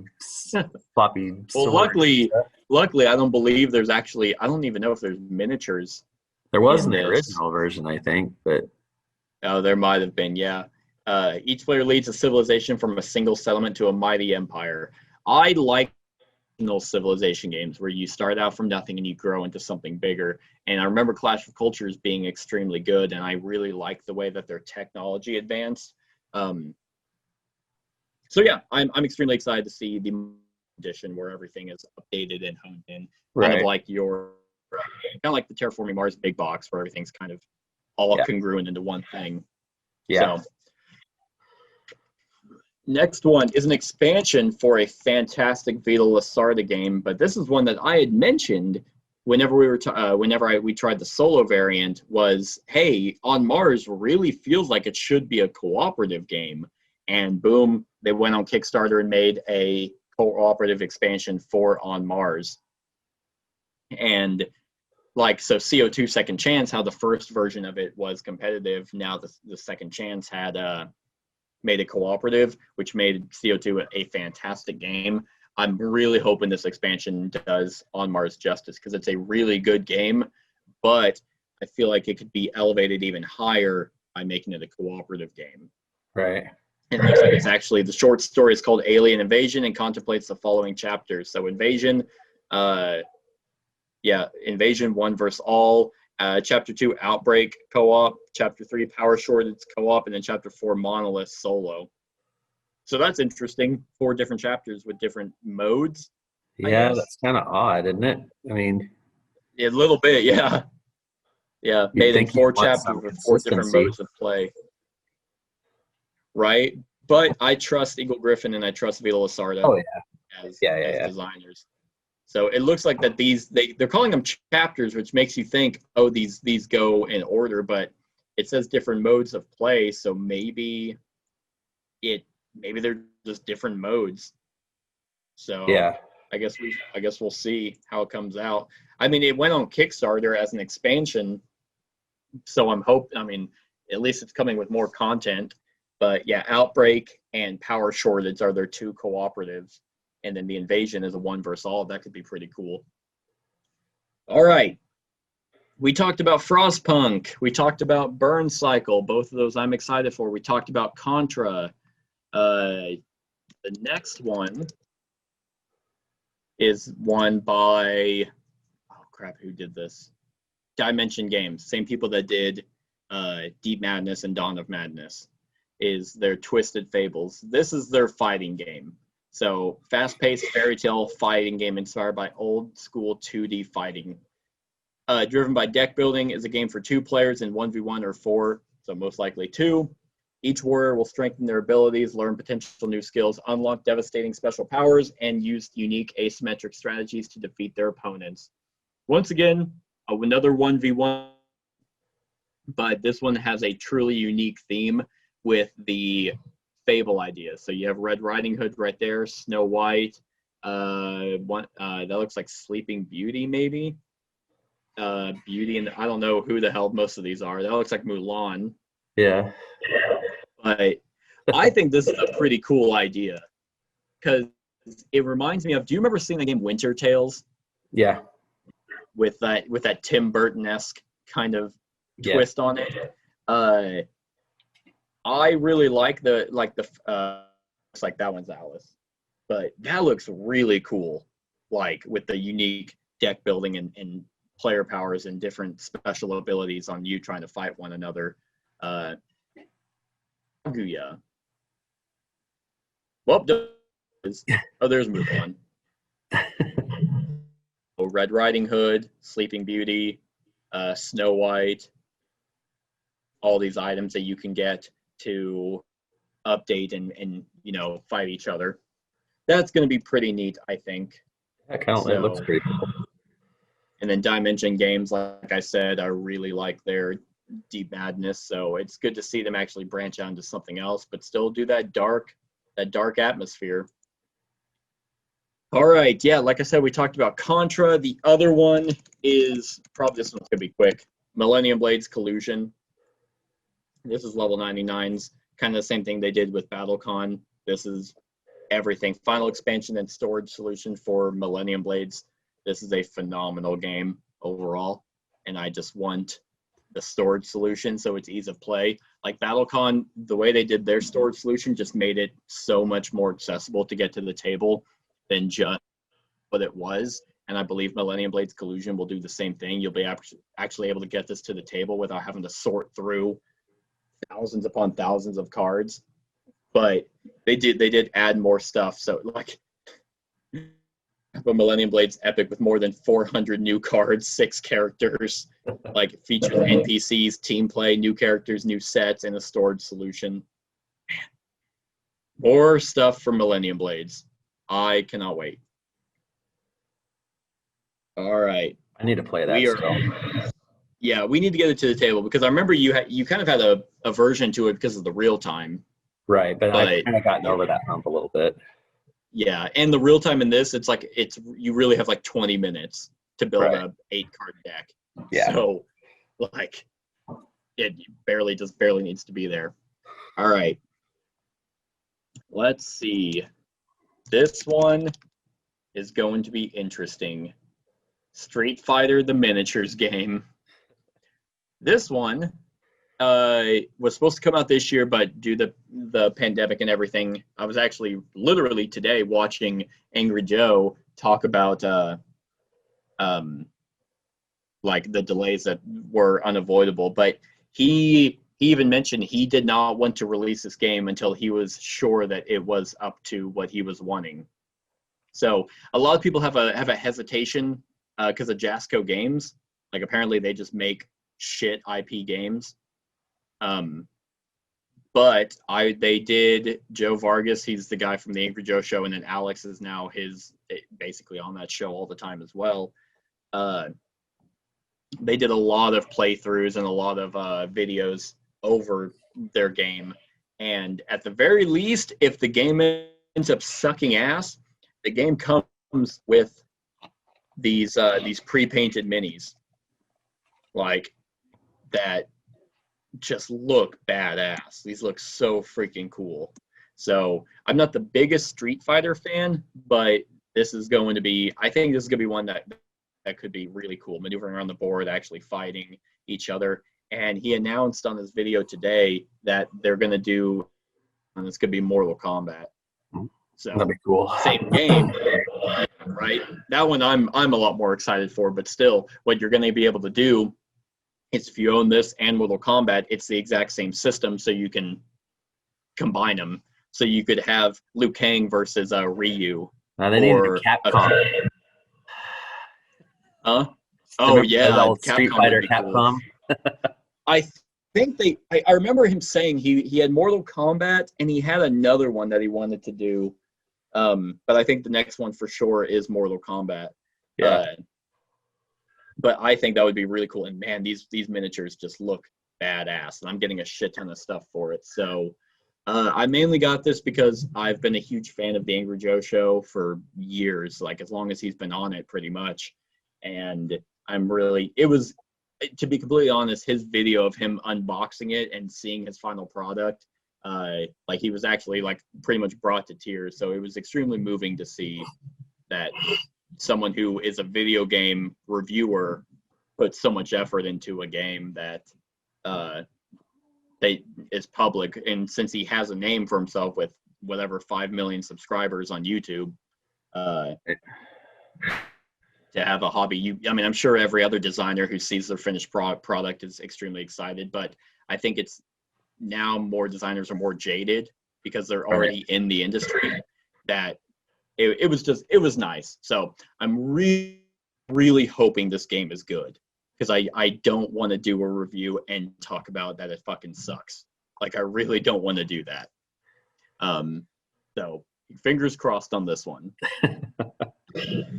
So that one, then this one, another expansion, standalone, but it is basically based off of the detective. Did I even type in? Oh wait, it is probably detective. Modern crime. Yeah. Nope. I cannot find it now. Oh yeah, it's right here. Vienna Connection. Oh, I think I said collection. Yeah, so this one is a standalone inspired by the mechanisms of Detective, a modern crime board game, but you take on the roles of CIA agents during the Cold War.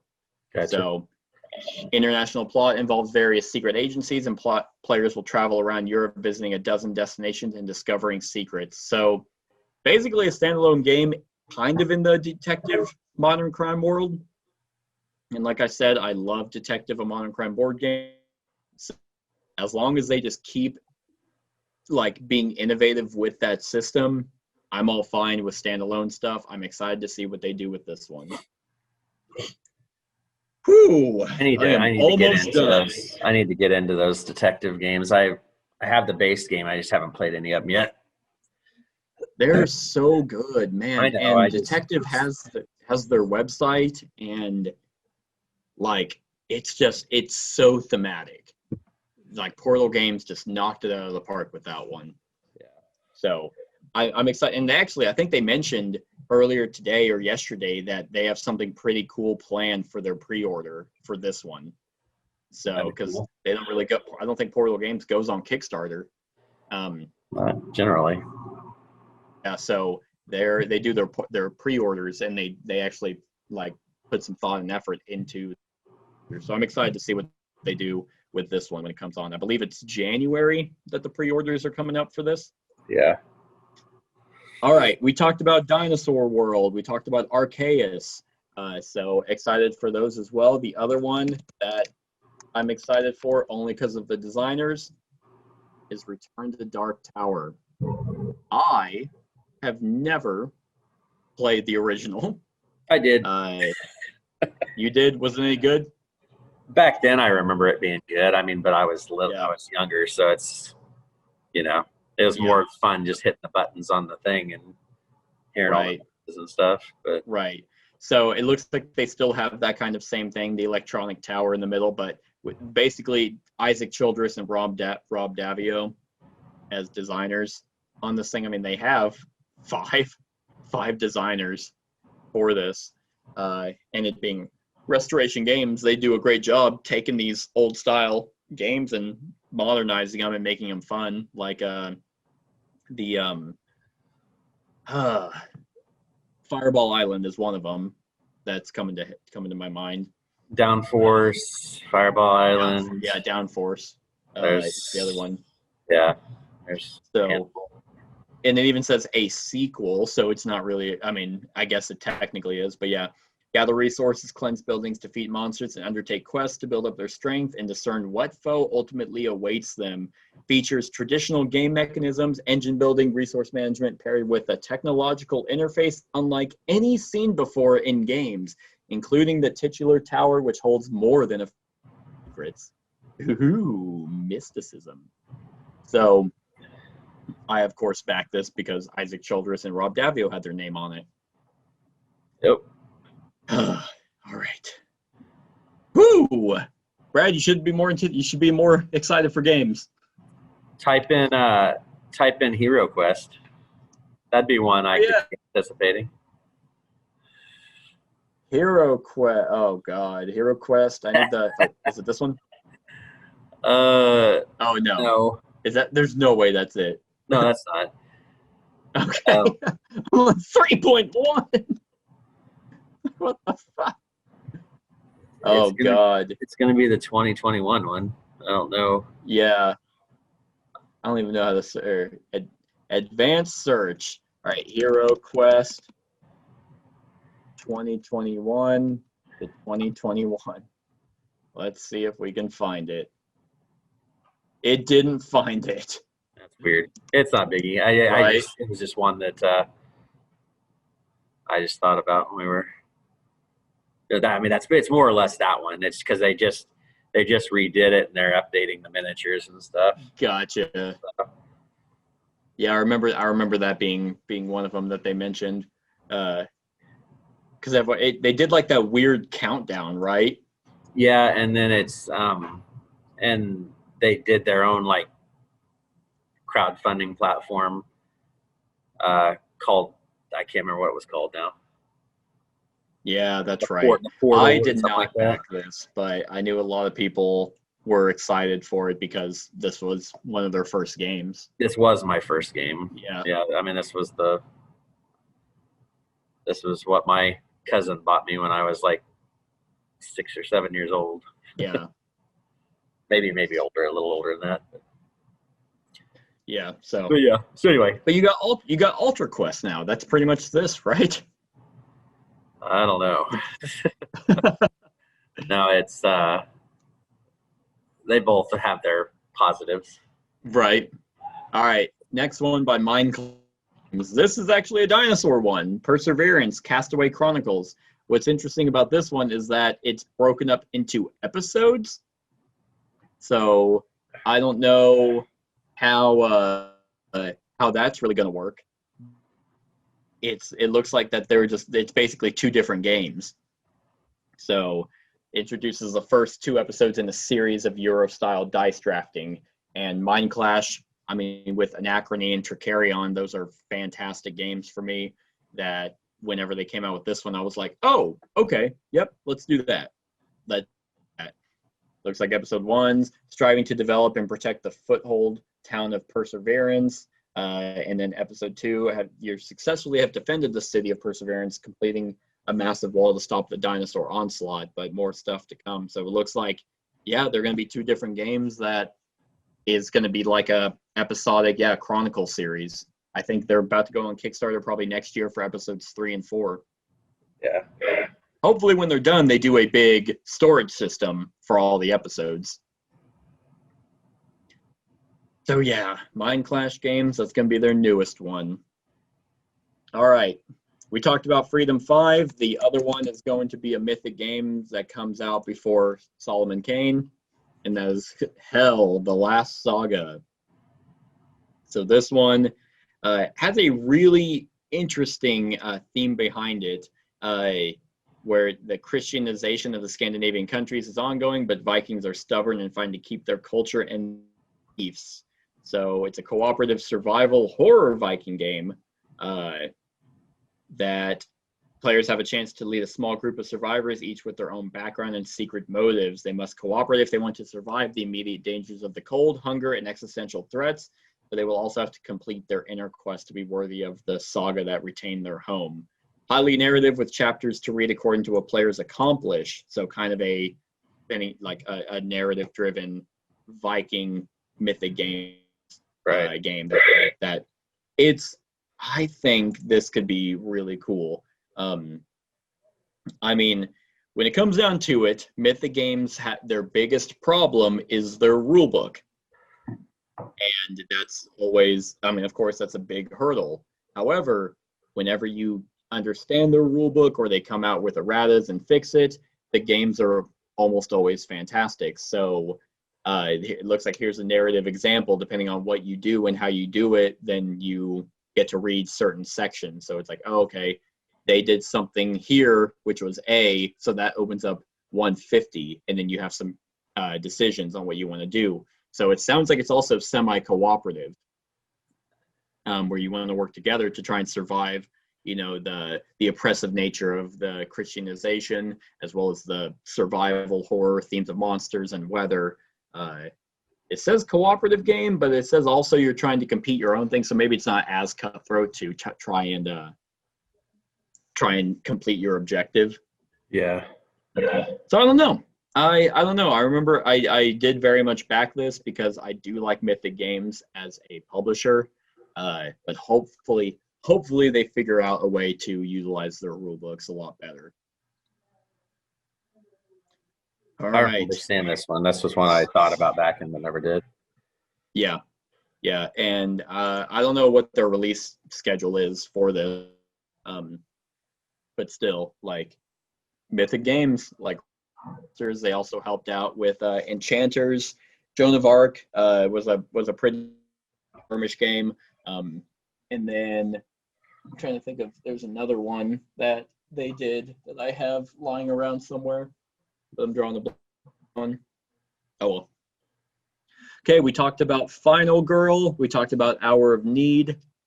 I have a few more. I know this is so exciting for everyone. But the other one is the next one by Leader Games, which is Oath Chronicles of Empire and Exile. This one I'm excited for because it looks like that this is a campaign choice-driven game based off the players. However, it's like you can stop it really at any time. But yeah, it says, players guide the course of the history in an ancient land. The consequences of one's game will ripple through those that follow, changing what resources and actions future players may have at their disposal, and even altering the game's core victory condition. If a player seizes control by courting anarchy and distrust, future players will have to contend with a land overrun by thieves and petty warlords. In a later game, a warlord might attempt to found a dynasty, creating a line of rulers that might last generations, crushed by the rise of a terrible arcane cult. That just sounds really neat. I think that it has the potential to be extremely cool, having those decisions be very apparent in what is going on. Because sometimes you have games where it's like, oh, I don't really know what decisions I made that led me to where I am. but this one sounds like it's going to be very on the nose of like, oh, this is what happened, so therefore this is the consequence of that action. And it has that, I don't even know what kind of art style that is, but that's the similar art of Root. Yeah, it's all that stuff. I don't like that art personally, but I don't really either. But and I think it works pretty well for Root. yeah, But for here, it's very prototype-ish, so maybe it's honed in a little bit more and refined. But this is actually going to be, a Leader Games' newest one that's set apart from their asymmetrical competitive games like Vast and Root. right. So, all right. Yep. Then we have The Great Wall, which is gonna be Awakened Realms' attempt at a Euro game. So asymmetric worker placement game with engine themes and a twist in the form of a constantly attacking AI. No idea. It sounds like players will control ancient clans in China trying to defend invading Mongolian hordes and build a great wall. While every player will want to win, they will also need to sometimes cooperate, so semi-cooperative. Now, Awakened Realms did Nemesis, which is one of the first semi-cooperative games that I felt actually work, where sometimes they usually don't at all. But once again, Awakened Realms just tends to know what they're doing. It's gonna be card driven and worker placement. I'm excited to see how they go about actually doing this versus their other stuff. It looks pretty cool. It really does. And with because normally their games are narrative and campaign driven, hopefully this one can have that same kind of epic feel of the constant oppressive army attacking you, but also keep the replayability. Right. I mean, these miniatures look really cool, and I think I backed it to where I have the 3D wall that you can put up. So hopefully that's not annoying to put in. Yeah, divided into 3 main phases: production, wall defense, and wall building. So I'm excited for this one as well. Okay, I will talk about 2 more. Yep, just 2 more. You ready? Sure. And they're both going to be actually kind of the same genre, which hopefully this is a new genre that starts coming in to dethrone Kingdom Death Monster. And this next one is called Oathsworn, not Oathsword, Into the Deep Wood. And this kind of has that same mentality of basically having a massive boss encounter. So players focus on a narrative choice and rich miniature combat encounters set in Deepwood where free company fights for humanity's survival. Each game session sees the players participate in a multi-path game book where the story unfolds to an inevitable encounter. This very much seems like, yes, you are kind of like Kingdom Death, how it has the hunt phase where you just go down a track of cards and roll on a fucking chart. This one seems like you actually have kind of small encounters that lead up to a big boss fight. That looks really cool, like with the hex-based system, and I am excited to see how they do the boss fighting. I hope that it's like AI driven a little bit, to where the monsters, the big monsters, feel fleshed out, and you as a character, you as a player, can build your characters up to be able to fight these on the journey upward into that inevitable encounter. So Oathsworn boasts a unique push your luck combat system of exploding dice where players are always having to decide between hitting harder and potentially missing the attack. This, coupled with a Euro-style cooldown system called Battle Flow, makes for a vibrant and engaging play session.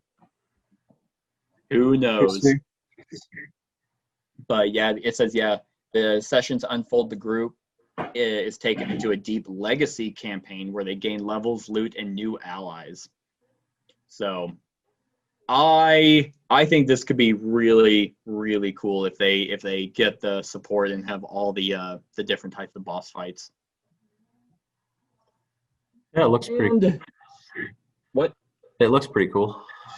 Right. And I remember this was another game that was mentioned by that podcaster who was talking about other ways, like other games that, hey, if you like KDM, here's other games that are like it that are not fit or $400.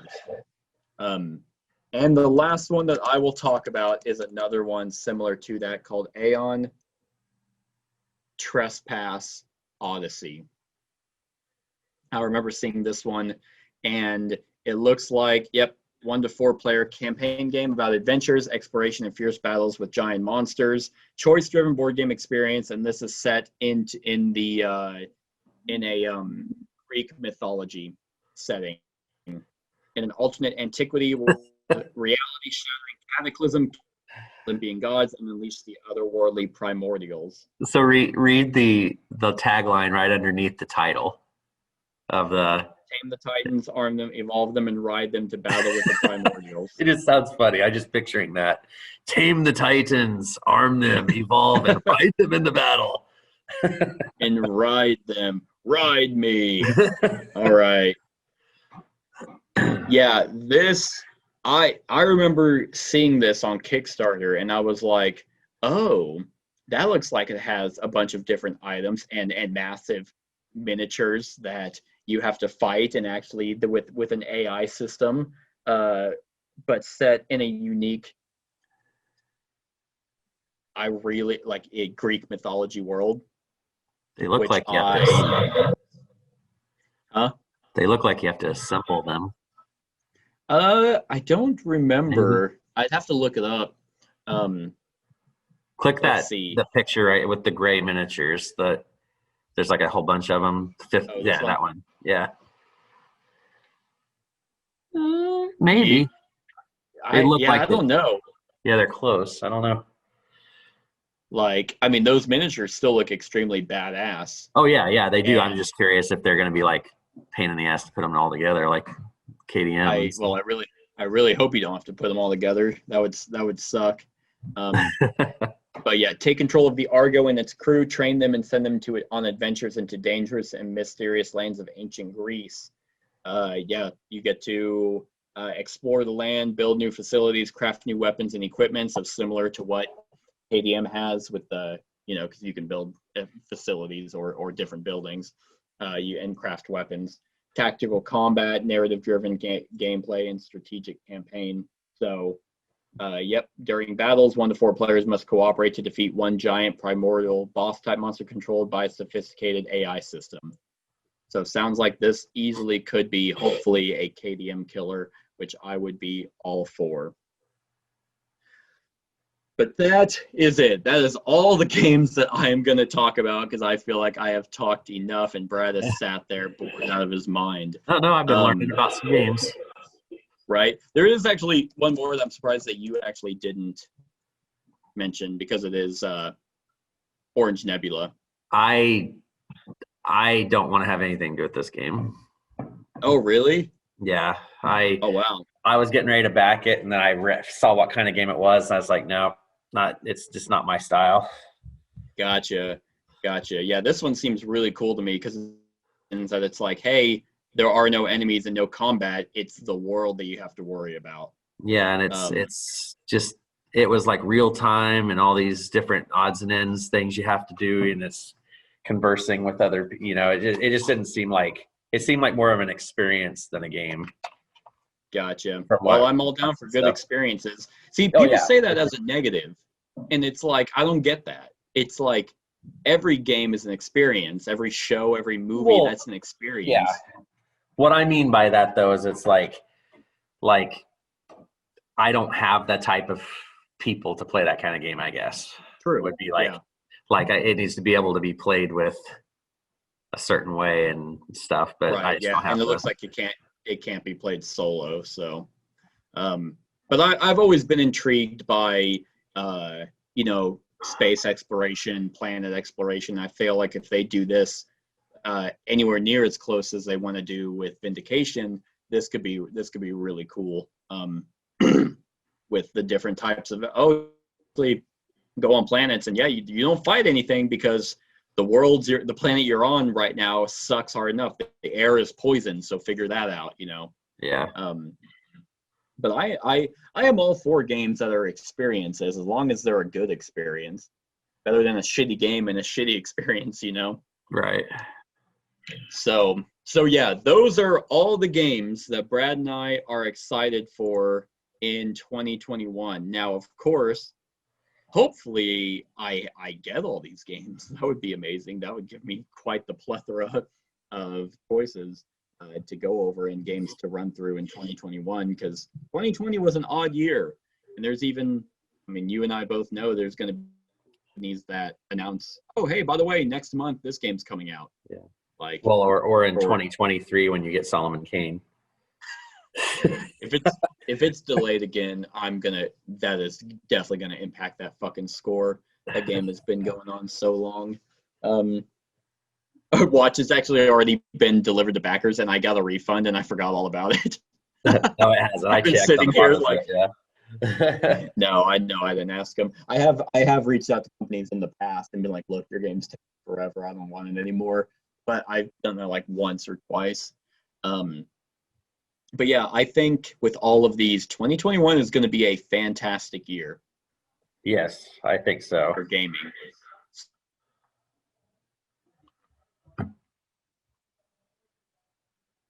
Did you freeze? Hopefully things get better. No? Yeah, I think you froze. Did I there for a freeze? second. Sorry. Oh, gotcha. Well, what I was saying, in case I did freeze, is that I hope that like things get a lot better, people get healthy, it's safer to travel, and we can get you up here so we can play some of these games that I know. you wouldn't. I'm jonesing for some Jaws of the Lion, man. I haven't got to play it for. I know. I need my fix. I need my fucking Jaws of the Lion fix. Did you see that damn game is ranked 14? You gotta be kidding me. Jaws of the Lion is ranked 14 on BGG. That is so fucking stupid. Well, I mean, they have on their top 100 through the ages. God, this system is so fucked. It's the same game. Well, you put it on your list as a separate thing, so you should be happy. Well, I know, but it's just weird that like. Yeah, it's probably the right highest. there. It's probably the highest rated like retail release, like big box store game. You know, because everything else here is almost Kickstarter or not. I mean, wow, yeah. I mean, because like if fourth edition is at number 5, then third edition should be nowhere near anything else. Like, yeah. Hell,